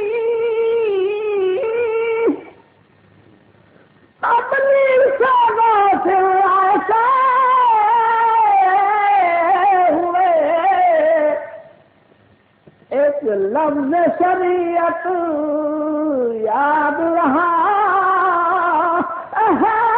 کم شریعت بھول گئے ہائے بھول گئے. لندن پہ نظر ایسی پڑی پیرس کی طرف دل ایسا کھینچا. لندن پہ نظر ایسی پڑی پیرس کی طرف دل ایسا کھینچا. تو کیرنا کچھ مدینے کی رہی کعبہ کی عظمت بھول گئے ہائے بھول گئے. کعبہ کی عظمت بھول گئے ہائے بھول گئے. ہر سر میں ہے فیشن کا سودا ہر جہاں ہے سینما کا چرچا. ہر سر میں ہے فیشن کا سودا ہر جہاں ہے سینما کا چرچا. ہے فلمی گانے ورد زبان قرآن کی تلاوت بھول گئے ہائے بھول گئے.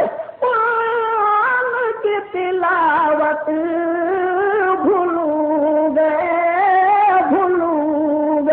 ہائے بھول گئے.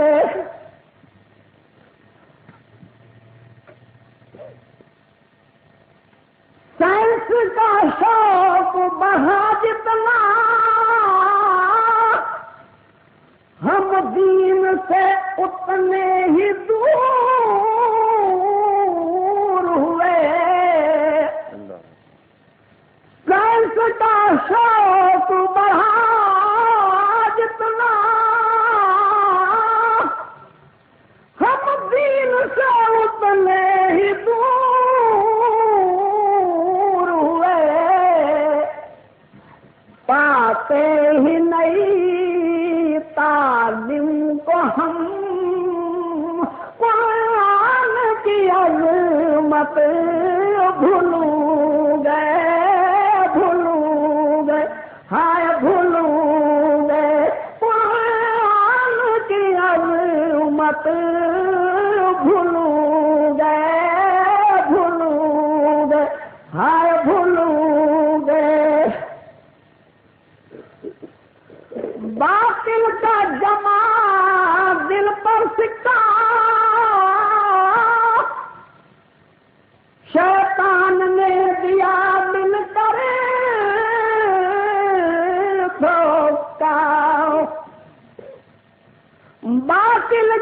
جما دل پر سکا شیطان نے دیا مل کر دھوکا ہم لال جوان کے پیچھے من کی عظمت بھولوں گے ہائے بھولوں گے من کی عظمت بھولوں گے ہائے بھولوں گے انگریزی پڑھایا بچوں کو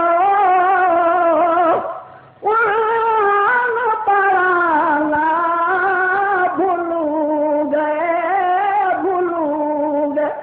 ہائے بھولوں گے الحمدللہ الحمدللہ رب العالمین واقبۃ المتقین والصلاۃ والسلام علی رسول الکریم محمد وعلی آلہ وصحبہ اجمعین ان اللہ وملائکتہ یصلون علی النبی یا ایھا الذین آمنوا صلوا علیہ وسلموا تسلیما اللهم صل علی سیدنا محمد اے اللہ تیرے رحم و کرم سے اے اللہ ہم کو ریاکاری سے بچا اے اللہ ہم کو غرور سے بچا اے اللہ ہم کو حسد سے بچا اے اللہ ہم کو نااتفاق سے بچا اے اللہ ہم کو جہنم کے عذاب سے بچا ہم کو حشر کے عذاب سے بچا ہم کو قبر کے عذاب سے بچا ہم کو موت کے عذاب سے بچا ہم کو دنیا کے فریب سے بچا ہم کو شیطان کا مکر فریب سے بچا ہم کو پل صراط کے عذاب سے بچا اے اللہ ہم کو کفر سے بچا ہم کو شرک سے بچا ہم کو بدعتوں سے بچا ہم کو جہالت اور گمراہی سے بچا اے اللہ ہمیں تیری رحمت عطا فرما تیرے محبوب صلی اللہ علیہ وسلم شفاعت عطا فرما تیرے محبوب صلی اللہ علیہ وسلم کی سنتوں میں سے محبت عطا فرما اے اللہ ہمیں جنت الفردوس اولا عطا فرما اے اللہ اگر ہماری غلطی ہوتی ہو تو ہمیں توبہ کی توفیق عطا فرما اے اللہ سامعین کی غلطی ہوتی ہو تو انہیں توبہ کی توفیق عطا فرما اے اللہ ہم بھلے ہیں برے ہیں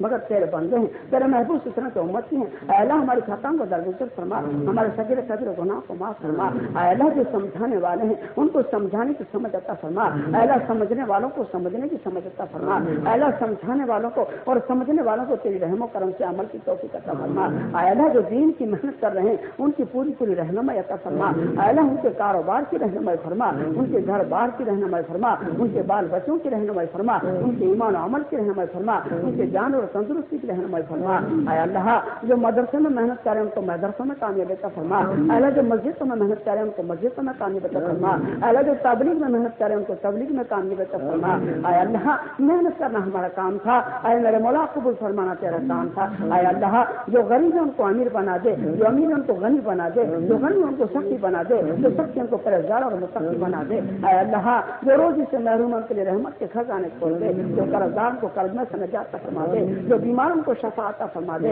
جو بے وطن اس کو وطن میں پہنچا دے جو بے اولاد اس کو سلب صالحین اولاد عطا فرما دے اللہ نہ فرمان اولاد کو فرمانبردار بنا دے جان ماں باپ کو رحم دل بنا دے اے اللہ میری بہنوں کو نماز کی توفیق عطا فرما میری بہنوں کو پردے کی توفیق عطا فرما میری بہنوں کو دین سمجھنے کی سمجھ عطا فرما اے اللہ میری بہنیں راستے پر آ جائیں گی تو لاکھوں مسلمانوں کی اصلاح ہو جائے گی اے اللہ جو مر گزرے ان کی مقصد عطا فرما جو زندے ان کی ایمان کی سلامتی عطا فرما اے اللہ ہمارے بڑے بوڑھے ہم کو دین کے رہنما بنا نوجوان طبقے کو دین کی پہلوانی عطا فرما چھوٹے چھوٹے معصوم بچوں کو دین کے ستارے بنا اے اللہ آنے والوں کی محنت کو قبول فرما جانے والوں کی محنت کو قبول فرما وقت کی قربانی دینے والوں کی محنت کو قبول فرما اے اللہ جنہوں نے جان مال تن دھن سے بیچاروں نے محنت کی اے اللہ انہوں کی محنت کو بھی قبول فرما اے اللہ جنہوں نے دعا کے لیے کہا ان کی دعا کو قبول فرما اے اللہ جنہوں نے کہا ان کی بھی دعا کو قبول فرما اے اللہ مانگنا ہمارا کام ہے اے میرے مولا قبول فرمانا تیرا کام ہے اے اللہ ہماری چھوٹی چھوٹی محنتوں کو چھوٹی چھوٹی دعاؤں کو دنیا کے لیے امن اور آخرت کے لیے نجات کا سبب بنا ان اللہ ملائکتہ یصلون علی النبی یا ایھا الذین آمنوا صلوا علیہ وسلموا تسلیما